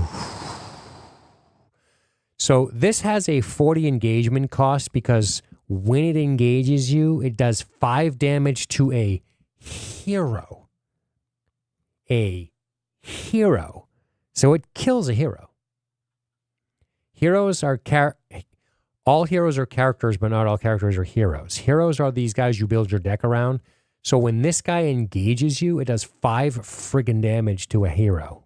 Bang. That's nasty. It's wimpy, and it has a 40 threat, so it takes a while to get to you, but you do not want to get stung by that sucker. That's instant death. Not good. Okay. We have 5 progress, though, guys. Awesome news. 5 progress. Holy cow. Let's go. So, let's think about this before we la-di-da our way to not doing something smart here. So, we're going to want to travel to Necromancer's Pass, which means I have to discard 2. Fine. Does Eowyn want to discard 1 to get another bump? Yes, she does. Eowyn will discard Galdor of the Havens to get another bump to her will. And to be clear, I'll show you where that's happening. So if we go to the rule cam, right, and we go back to this thing. Did we go past it? Yeah, we went past it. What we're doing is in the questing phase. In the questing phase, it's staging, which we did. Action window. Quest resolution is now. So we're resolving the quest, but we get an action window before it ends. So we're discarding a card to get the extra +1. So now we have 6 progress, which is, it's completely worth it because I have to discard anyway. Right? So now we have 6 progress, which is pretty damn good. So let's count it. 1, whoopsie. Are you good? Did I disconnect people? No, I didn't. 1, 2, 3, 4, 5, 6. Finally. We're making progress on the main quest. Yay. Whew. So this location goes away. Thank God. Quest phase is over, and now we go to the beginning of the travel phase. We will travel to the Necromancer's Pass. Bing. That takes 3 threat out of there, which is awesome. And now we must discard 2 cards from hand at random to travel here from the first player. Oh, shit. The first player is this guy. Oh, I stink. I thought I had it lined up so well. Oh man. If I lose faint, I'm going to be livid. Oh man, did I mess that up? All right. How do I discard from my hand at random? Oh, right here.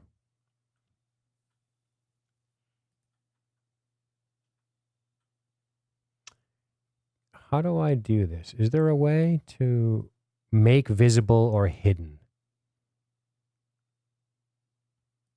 There's got to be a better way for this. Keep order. Okay, I know what I can do. Why is it not showing my hand? Shuffle and keep close. What's happening? Make visible. It's being buggy. Let me come back to it. What's happening? What's happening? Close and keep peeking. Okay. All right. So what we can do for this is we can make not visible. Nope, that's not going to work. Oh, choose random. It's right here, dummy. So, Jesus Christ. All right, make visible. Okay. Now we click this. We click choose random. Boom. Oh my God. We lose faint. And choose random. I didn't hit it. Choose random. Boom. We lose this card. Oh my god, that's rough. Oh boy, we have no way to block that spider when she makes her first attack for 5. That's fine. Encounter phase. Optional engagements. We have to deal with her sooner or later, and we probably don't want to wait until there's more enemies on the table. Oh my god. We might want to take it on the chin, guys. We have 2 chump blockers, and we have 3 tough hombres. I mean, I can't wait forever. I have to engage her. Which means she will attack this turn.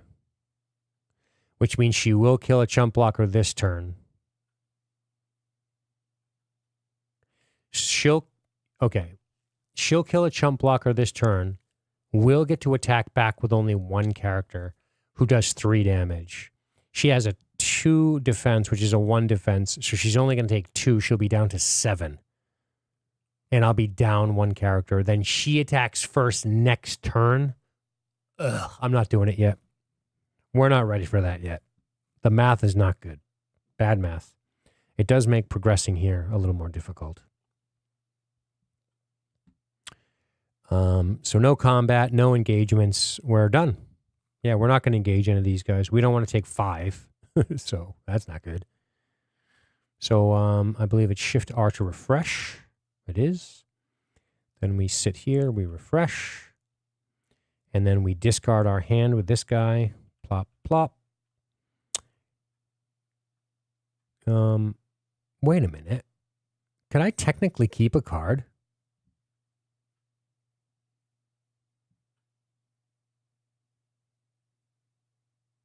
Technically, I can. Technically, I can silver harp a card right back into my hand. I'm doing it. There's nothing says I can't. It's a response to a game trigger. Yeah, of course I'm doing that. Right. The only shitty thing is that I've refreshed, so I'm not going to get a chance to use this next turn. But that's okay, because this is a good card. It has a 2 questing power for only 2 money. Yeah, I think you can do that. Why not? Kapow.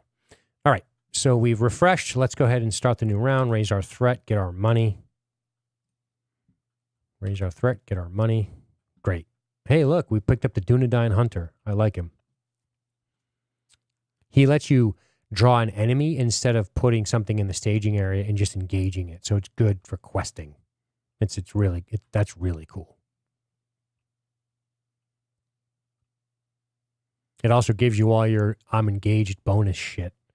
Yeah, I like this card a lot. It's great for this deck. Okay. So we have 2 cards. We have to draw 3 more. Oh my God, amazing. Amazing. And we're right back into the planning phase. All right, what are we going to do, guys? We have to think about this clearly. We're at -10 on the quest already. So there's 10 threat up there. We're 4 away from completing the first part of this.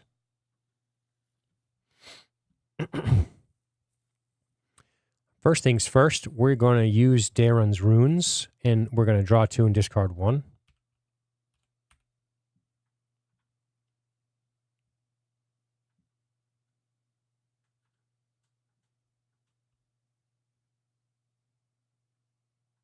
Choose a player. That player searches the top 5 cards of his deck for... Ooh.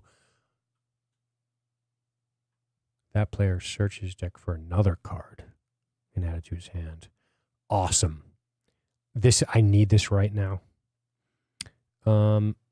This can be played from your discard pile. I keep forgetting that. Return Elven Light to your hand from your discard pile, then draw 1 card as an action. I should be doing this every time. Yeah, I don't know this deck, and I'm starting to go, hey, dum-dum, you should be doing this, right?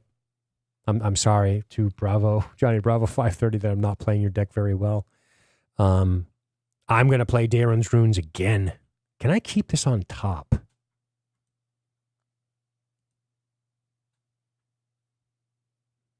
I think it would make more sense if I stuck it here. Because then I might not forget it's there. Because it doesn't have to be on the top of your discard pile, right? I'm going to keep... Can I keep it here? I'm going to keep... No, that's confusing. I'm going to put it off to the side like that. Maybe I'll remember, maybe I won't. Anyway, I'm going to play Darren's Runes again. This card's so good. Every deck should have 3. So draw 2. Discard. Oh, Lumbus is what we need right now because we're going to start getting chomped on by big spiders.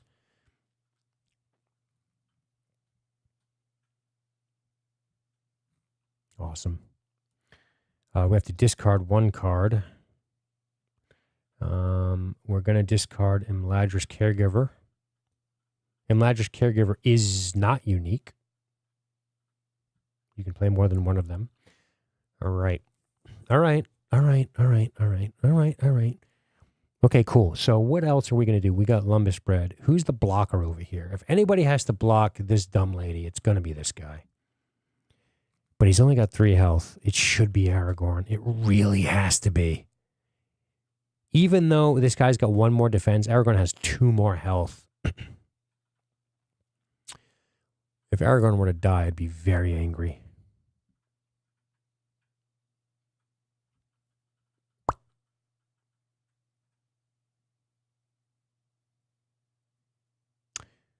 So 5 coming in, 5, 6. Damn, 5 coming in. 5 plus a shadow card. Oof. I'm going to give the Lumbus Bread to Amarthul. I'm doing it. Is there... Wait a minute. Don't I want to do this? Oh, no. I got to do this turn. Pay attention. Ease down. Ease down. All right, we're going to play Heed the Dream, and I'm going to see if I understand it. It cost me 1. It's an event card that states, choose a player. I choose this player. That player searches the top 5 cards of their deck for a card, adds it to his hand, shuffles his deck. Then the players as a group can spend 3 leadership money to get another card from their deck. Search his deck for another card and add it to his hand. Wait a minute, that's insanely powerful.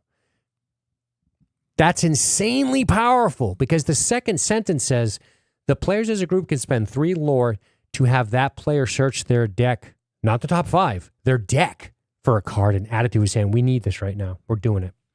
All right. So first things first, choose a player. That player searches the top 5. So we got to sit in this seat and we're going to search our top 5. So let's do that now. And what do we got? What do we got? We got a War Axe. We like a War Axe. We like a War Axe. After you destroy an enemy, place a progress token on the current quest. That's friggin' cool, but it's only a bonus against orcs. There are none on the table. War Axe, Foe Hammer with War Axe is a good combo. We're going to take War Axe into our hand. Close and shuffle. Now, the second part of this states, spend 3. So 1, 2, 3 to search that player, search their deck for another card. Search their entire deck. So I'm going to tell you what I'm going to get. I'm going to get something to kill that goddamn spider. So now let's search the whole deck.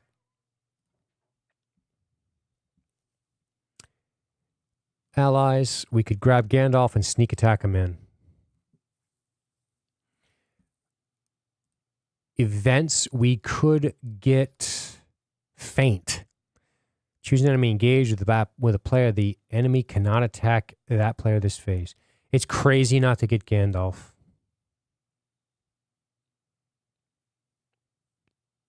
I'm getting Gandalf. Okay, this card's great. All right, go back to this guy. Are we done over here? Yeah.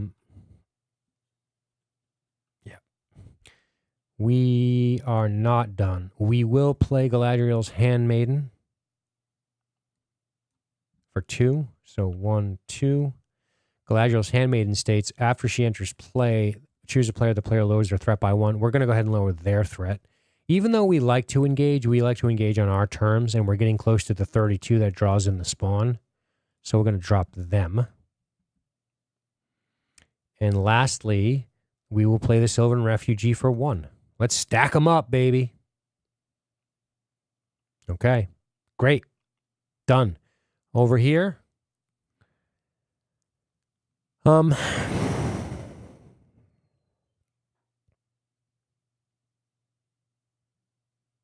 We should just sneak attack this spider and damage him and get him down 4 health.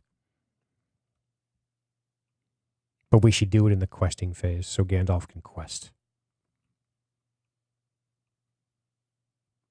We'll sneak attack in the questing phase. So we need to make sure we have 1 lore money, which we do. Right, we got to exhaust Steward for 2. Great. We could put the Dunedain in play, which means we search for a non-unique enemy and put it into play with us. After the Dunedain enters play, search the top 5 for non-unique enemy, put it into play, engage with you. If no enemy enters play by this effect, discard it. Okay, so if we put him into play, we have to draw an enemy engaged with us.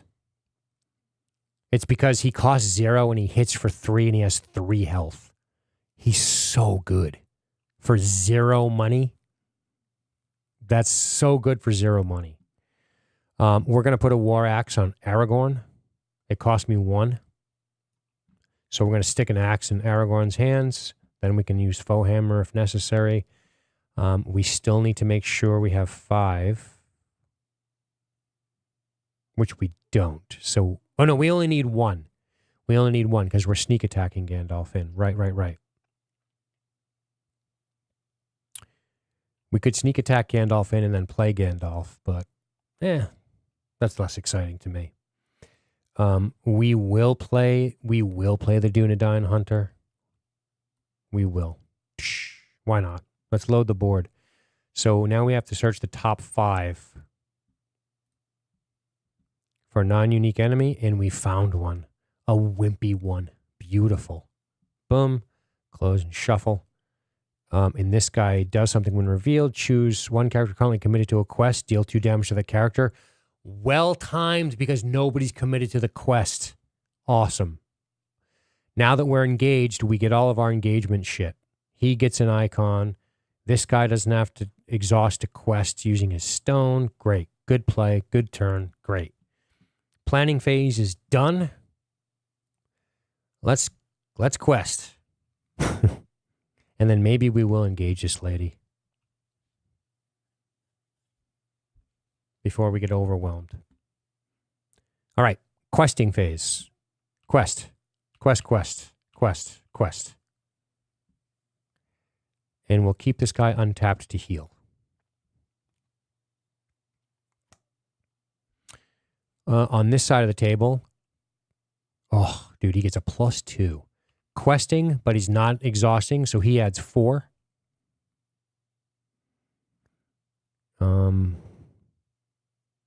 That's it. We're done questing. We're going to be stingy here. And all right, now we have to stage. So 1, 2. Oh, God, I hate this goddamn card. This is a horrible card. Caught in a Web.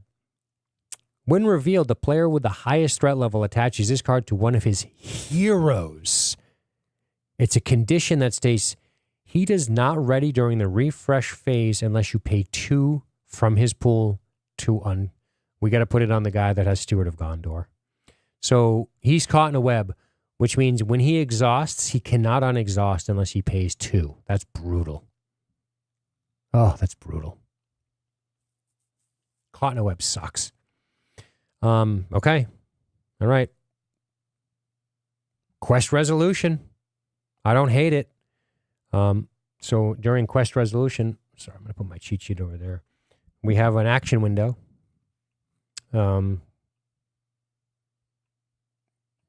We have an action window before we end this phase. So we progress by 7. Awesome. I guess that's what we're going to do. So we're going to go 1, 2. 3, 4, 5, 6, and we pass. Now, extra progress does not go on to the next quest. So this gets cleared. This gets cleared, and it should put the new one in. It does. As you move through Mirkwood, hounded by spiders, the forest path forks before you.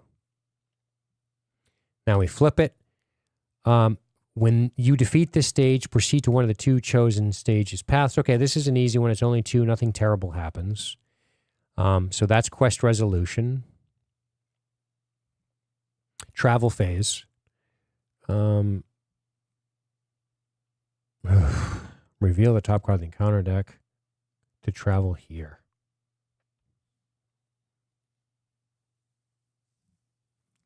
Or we have to exhaust heroes.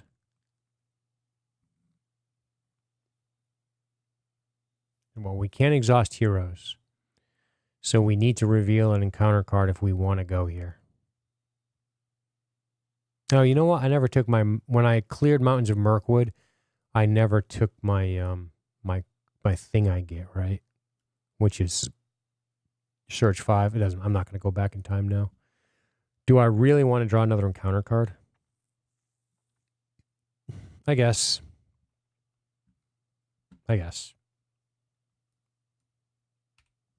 Ugh. Each player discards all event cards in hand.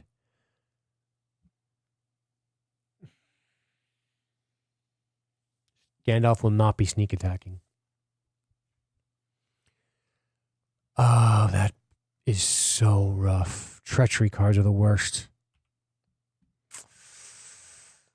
Ooh. We have to discard sneak attack. And foe hammer. Oh, God. Ugh, that was painful. That was so painful. Painful. Okay. You sons of bitches. Encounter phase. Do we want to engage the forest spider? We certainly do. Well, it's going to engage these guys. Oh, no, it won't. It actually won't. It'll engage us. So we'll optionally engage this guy, even though he'd engage us anyway. He has a +1 battle right now. To remember that, I use this icon. Boop. Because he's engaged us. Oh boy, oh boy, oh boy, oh boy, oh boy, oh boy, oh boy. Okay. Combat. Combat. All right. Who's blocking?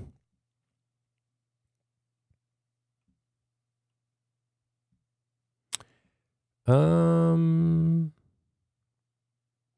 the Gondorian Spearman is going to block the attack from the forest spider. He's got a 1 defense. He's going to die, but he does deal 1 damage to the attacking enemy. I love the spite. Huh, take that. He runs into my spear when he kills me. So I got 2 damage, actually 3 damage with the bonus coming in. Nothing on the shadow card. So 3 damage coming in. He dies. Sadly, this lady dies. After a character leaves play, discard.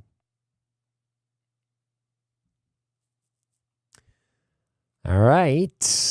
Who's going to defend you, sir? I think somebody who can actually defend will defend him. Let's do the math. How much damage do we need to do? We need to do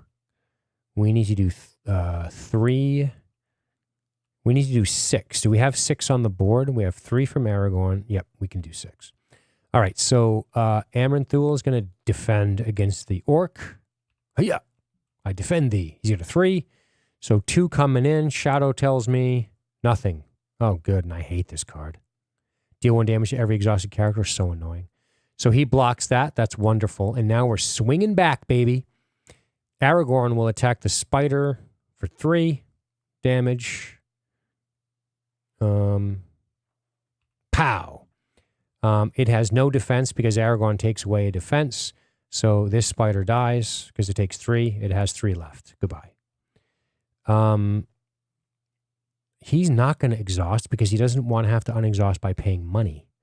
So over here, we will attack with the Dunedain Hunter. I love that an ally card is going to kill an enemy card. I think that's so cool. So the Dunedain Hunter just loads these orcs up with arrows. 3 coming in. He's got no defense. He dies. Good shit. Good shit. And we didn't have to exhaust Halberad, which is great. Okay. That's the end of that phase. Let's refresh. Let's refresh here. Let us discard. Do I want to keep the Lambus Bread? I do. So we're going to keep the Lambus Bread on discard. Meaning discard, take it back with the harp.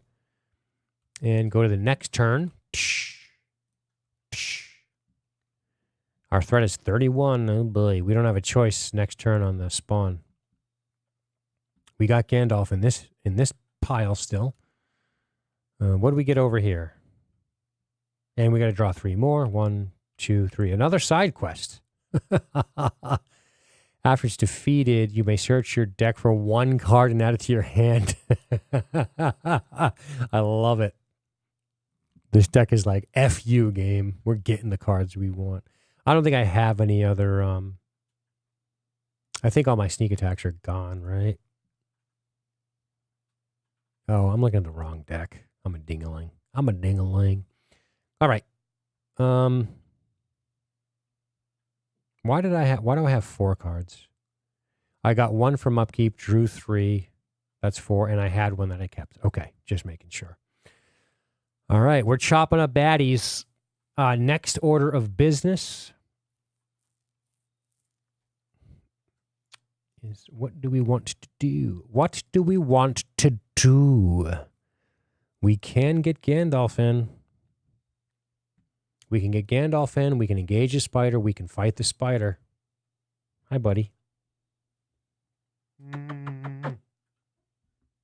We can do all that. Hey, don't drink my water, though, okay? Drink your own water, kitty. You have a fucking fancy fountain. All right. Here's the deal.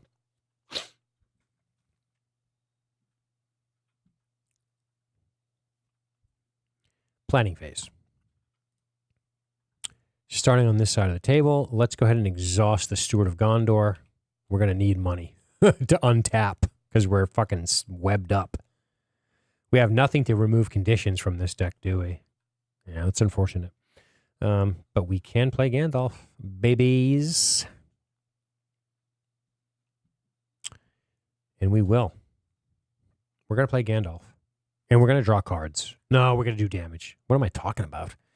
We're going to play Gandalf. So we're going to spend... we're going to spend 2 to untap. So 1, 2, 3, 4, 5. Gandalf comes into play, and he does 4 damage to this asshole. We could kill this thing, but we're not going to do that. 1, 2, 3, 4. All right, the spider has now taken some damage from Gandalf. That's great. We love Ungoliant's spawn coming in a little soft. We do like that. Next, we require this guy to go. Side quest, huh? We're not going to put that into play yet. Attached to a hero. Discard a card from your hand to give attached hero +1 defense or +1 spirit until the end of the phase. Limit 3 times per phase. Wow, you can pitch 3 cards? This is so good. It's so good.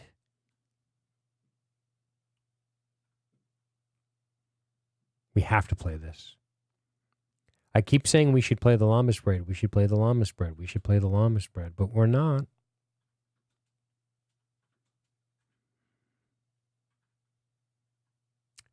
Yeah, we got to play Protector of Lorien. We're going to play Protector of Lorien. We're going to attach it to Arwen, and he's going to pay for it.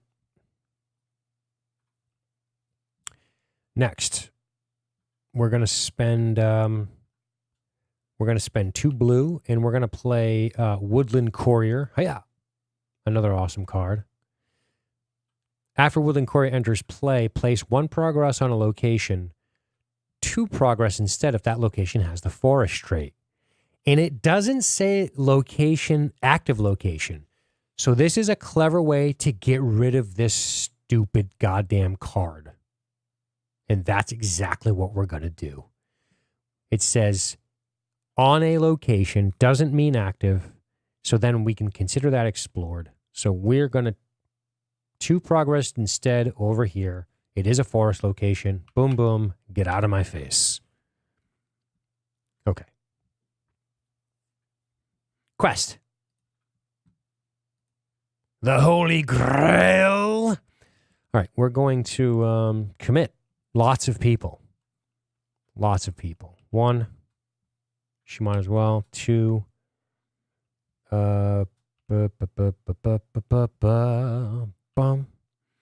And discard a card from your hand to give attached hero additional questing. We 100% will do that because we know we're losing our cards anyway. We're losing them anyway, man. And we can do 3? Oof. The only problem is questing doesn't carry over. So all of this progress, like 3, we only need to come up with 5. Anything over 5, assuming we get over the top of what's threatening us, is wasted. So I don't want to go crazy. But I will discard the side quests. They get a +1. I'm not going to be able to retain this card. Oh, I'm going to lose Llamas Bread, huh? I wasn't thinking because I used the harp.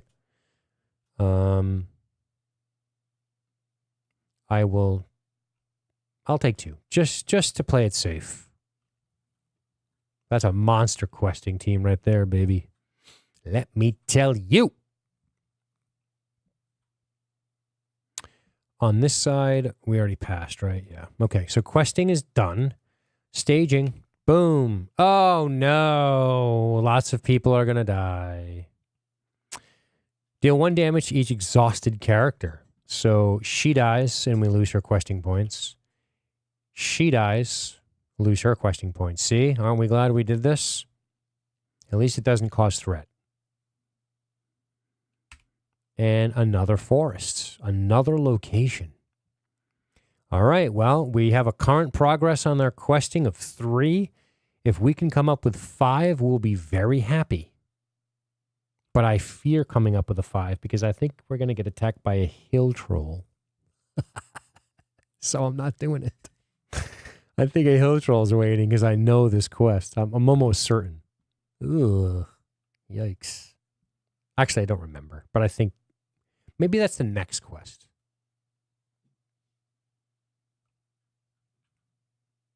And I can't keep Llamas Bread, so I might as well pitch it. I'll pitch Llamas Bread to get another +1 on Aowen. So that's a +1. So now we have 4 progress. So 1, 2, 3, 4. Should I just do it? I'm not doing it. So this has been explored. Holla! That's great. And we've thrown 1 over here, which is awesome. Travel.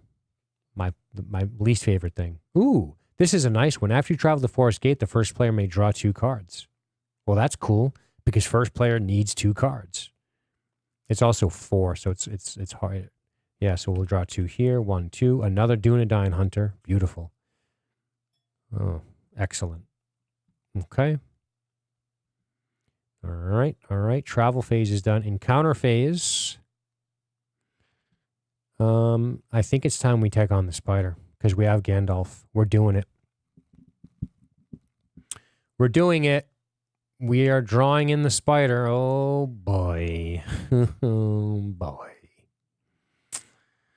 The spider has landed. The spider has landed. Okay. That's the encounter phase. Combat. Shadow card coming in. Who's defending? Somebody we don't care if they die, which is you, sir. Sorry. He will defend the attack from the lady. Oh, we're going to destroy the shit out of the spider, by the way. The spider hits for 5. Choose and discard 1 attachment from the defending character. If this attack is undefended, discard all attachments you control. Holy shit. Can you imagine? Every attachment goes away if you take this undefended. That's so dirty. If we did that, had we done that, we would have lost the axe, we would have lost the stone, the sword of Gondor. That's brutal. But we did defend. So 5 damage. This is called a chump block. 5 damage comes in and destroys this guy. This poor fucker. He's dead. But now the spider's going to die. We're going to kill the spider. So swing away. Boom, boom, boom, boom. Wait, that's questing. Sorry. Swing away. Boom, boom, boom, boom. Would you not know how much damage we're doing? We are doing 3 plus 1 for the war axe, 4. 5, 6, 7, 8, 9, 10, 11, 12, 13, 14 damage. So she takes 13 damage. We could have killed her if we didn't even use Gandalf to put the damage on her. So the spider goes. Splush. Goodbye, spider. And we still didn't, we still avoided, exhausting this guy, which is great. Also, oh no, because he's got the stone. We got to leave that on him. Hey, we'll take it. Combat phase is over.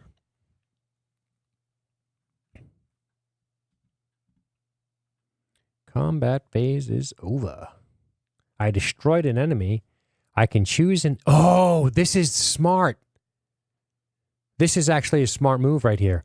After Aragorn participates in an attack that destroys an enemy, choose an enemy not engaged with you and engage that enemy.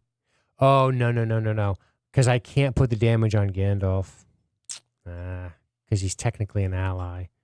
And this state's a hero. I was going to be cheesy and put the damage on Gandalf because I know he goes away. All right, Gandalf does go away. And awesome. Okay, great. So now combat phase has ended. We're in the refresh phase. So Shift R. Let's get rid of all these silly bonuses. So and get rid of the questing thing. There we go. All right, everything looks good. He has a permanent bonus because of his Celebrian stone. Okay. Yeah. So let's do our next turn. Hey, we just hit 32 on this side. So this guy, he draws 3 more. Ooh, Snowmane. Amazing. We can stick this on, we can stick a horse on. And a Galadrim Weaver, which is after Galadrim Weaver enters play, shuffle the top card of your discard pile into your deck. Cool. Okay, awesome. All right. Gotta love the card that has a story to tell from the initial draw. Yeah, totally. I love it. Okay, well, planning phase. We're getting down to the nitty-gritty here. I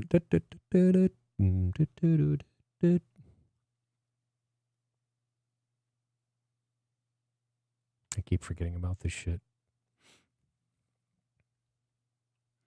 It's a permanent draw of 1 card. All right, planning phase. Let's think. All right, we definitely want to get this done so we can get on to the final part of the quest here. So what will we do? What will we do in the planning phase? We will certainly attach this to a Rohan hero named, let me guess, Eowyn. Bing. She's now riding a horse, playing a harp. She's pretty incredible. After hero quest, successfully ready attached hero. That's pretty cool. I got kind of wasted on her because it's not like she can block. This would be better served on somebody else. But that's fine. She's only got a 1 defense and 3 health. You really don't want... If Eowyn's blocking, you got problems.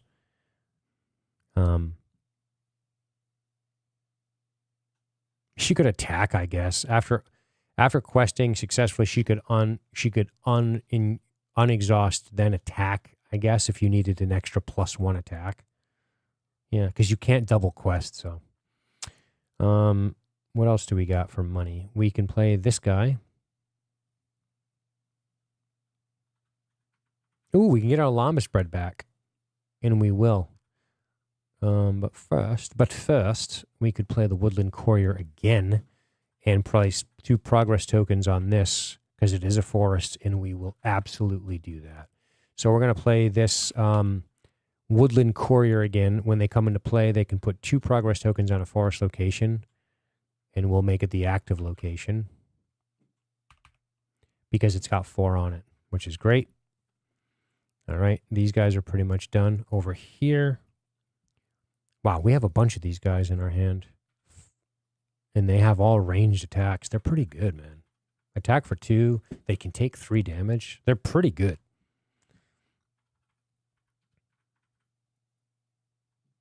Okay. Ranger, we're 100% going to play another Dunedain Hunter. Bing.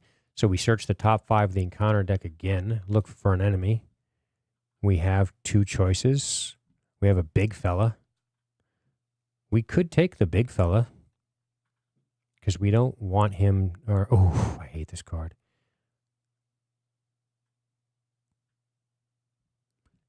He will get shuffled back in. Oh, wow. There are only 5 cards left in the encounter deck. Holy shit. Which means it's going to get shuffled? Ugh.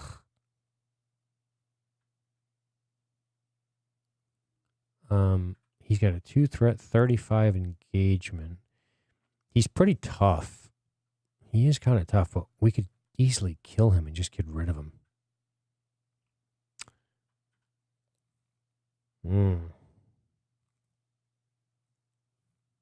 We'll take him. Fuck it. Close and shuffle. And we've got money. Let's go ahead and keep using Steward of Gondor because we like it. Now we can quest without exhausting because we took on an enemy. This is for no sphere cost. So after you engage an enemy, if you control at least 1 Dunedain hero, spend 1 resource to put Ranger of Cardolan into play from your hand under your control. Great. At the end of the round, if the Ranger is still in play, shuffle it into the owner's deck.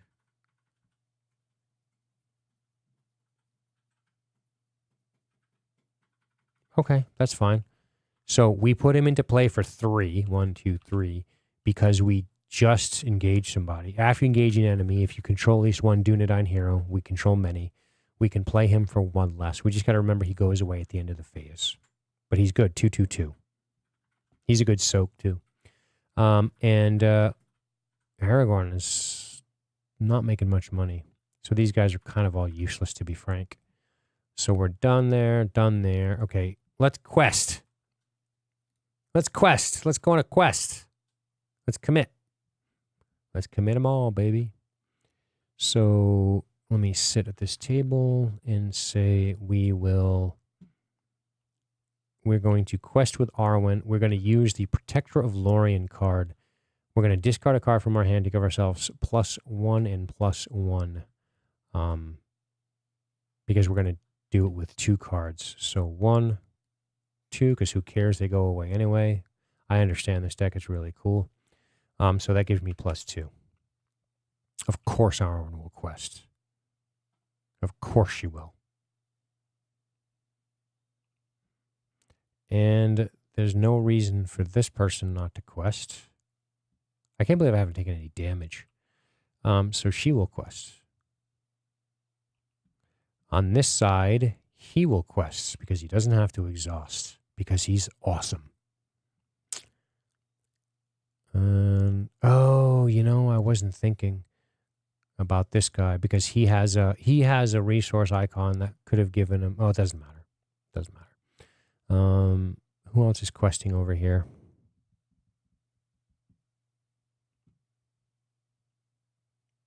I don't think anybody's going to quest over here.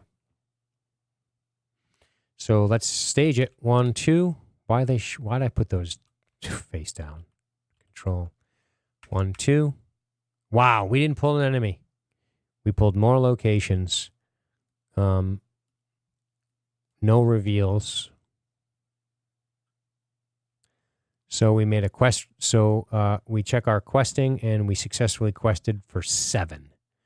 So we've got 1, 2, 3. That's all we need. This goes away. Sadly, the overage doesn't count. On to the final stage.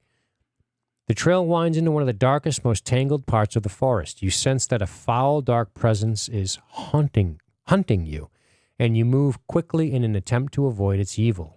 The shadows grow darker, and you realize that a foul presence is aiming to draw you from the path. You must defeat it to pass this way. When revealed, each player must search the encounter deck and discard pile for 1 spider of his choice and add it to the staging area. Each player. Okay. So we got to put 2 spiders in. Might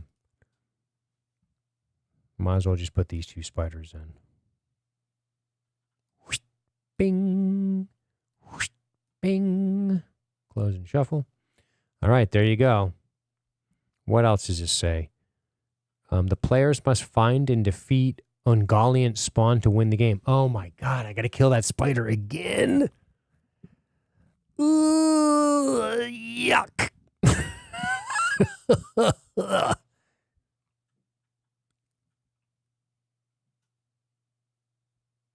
Okay, then if I have to find Ungoliant spider, I'm gonna pick Ungoliant spider as one of the ones I engage. So I'm putting this back in. And I'm going to, because why, yeah, otherwise you'd make it almost impossible to win, right? So we'll take it on the chin by putting her in. Close and shuffle, and then this should be shuffled. Yep.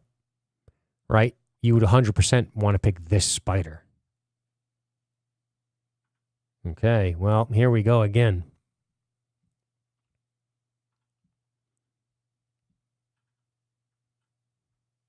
Questing phase is over.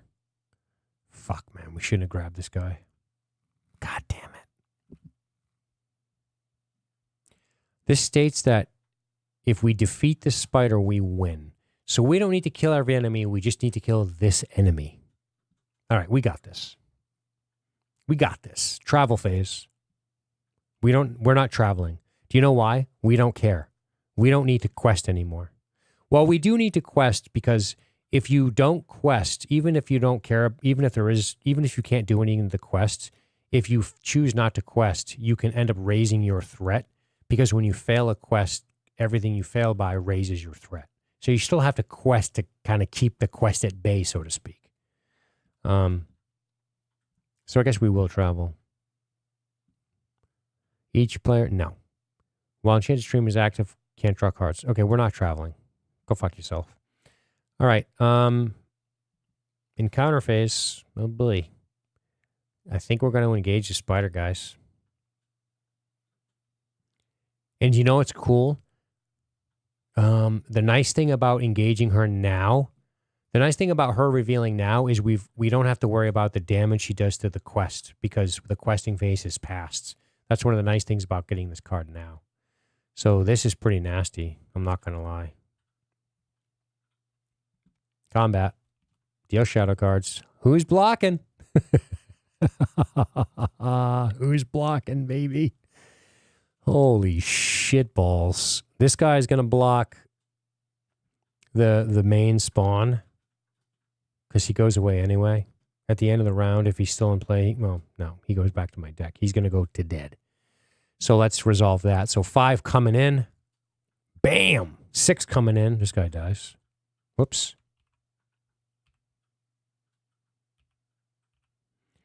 And who's blocking this guy? Who's the blocker? You? Yeah, we're going to win right now, actually. So this guy's going to block. So 3 coming in. When he attacks, draw an additional shadow card. Oh, no. Oh, no. This guy drops 2 shadow cards. Holy shit. 3 coming in. Nothing. And we're glad to see this card go away. And nothing. Wow, got lucky. So full defense again. Amaranthrul has been an amazing defender. Ping, ping, ching, ching, ping, ching, ching, ching. He's just parrying away. All right, I think we can win. We got to do 9 damage, which means we have to do 10 damage because it only has a 1 defense. So 3, 4, 5, 6, 7, 8, 9, 10, 11. Why am I hitting the quest button? So annoying. So boom, boom, boom, boom. We win. We did it. The entire Dunedain squad jumped on the spawn and slay it. Because it has -1 defense. Aragon does 3, 4, 5, 6, 7, 8, 9, 10, 11. 3, 4, 5, 6, 7, 8, 9, 10, 11. So it takes 10 damage. 1, 2, 3, 4, 5, 6, 7, 8, 9, 10. It feels good to put it on him. This guy dies. We win. And there you have it. That's the game. That's the first quest. And we kind of walked through it. We didn't take any casualties or anything. I mean, we lost some. These guys are amazing. To cost 0. All right. That's awesome. There you have it. We win. That was a ton of fun. Yeah, it's a cool game. We forgot some stuff. Like, I kept forgetting this. This is annoying to try to remember. I definitely forgot a bunch of shit. But I think it went decently well, all things considered. So yeah, that's it. We chop up a spider and we move on. Then what you can do, which is really cool about this table, you can go down to unload my deck. Excuse me. You can go to reload decks. Watch this. Takes a second.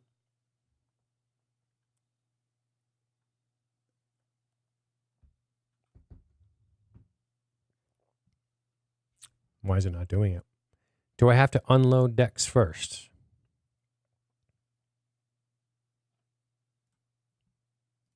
Let's hope so, or I'm going to be annoyed. Unload my deck. Bing. Then we can unload encounter. All goes away, nice and clean. Now we can go to reload decks. Whoopsie. Oh, I didn't finish.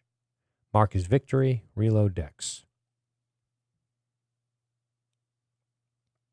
It's doing something, I can tell. Or it's not, and I'm a liar.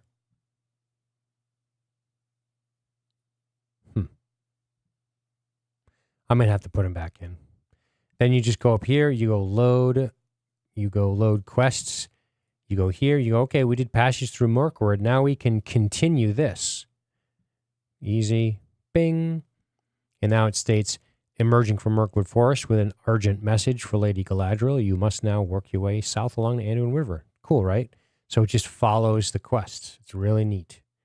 So we will do that in the future. If you guys enjoyed this, hopefully you got something out of this, some entertainment, as it were. But that's that. I'm going to wrap it up here and switch over to my cam and say I hope you guys had a good time. It was fun, right? Do I have like a talking heads cam?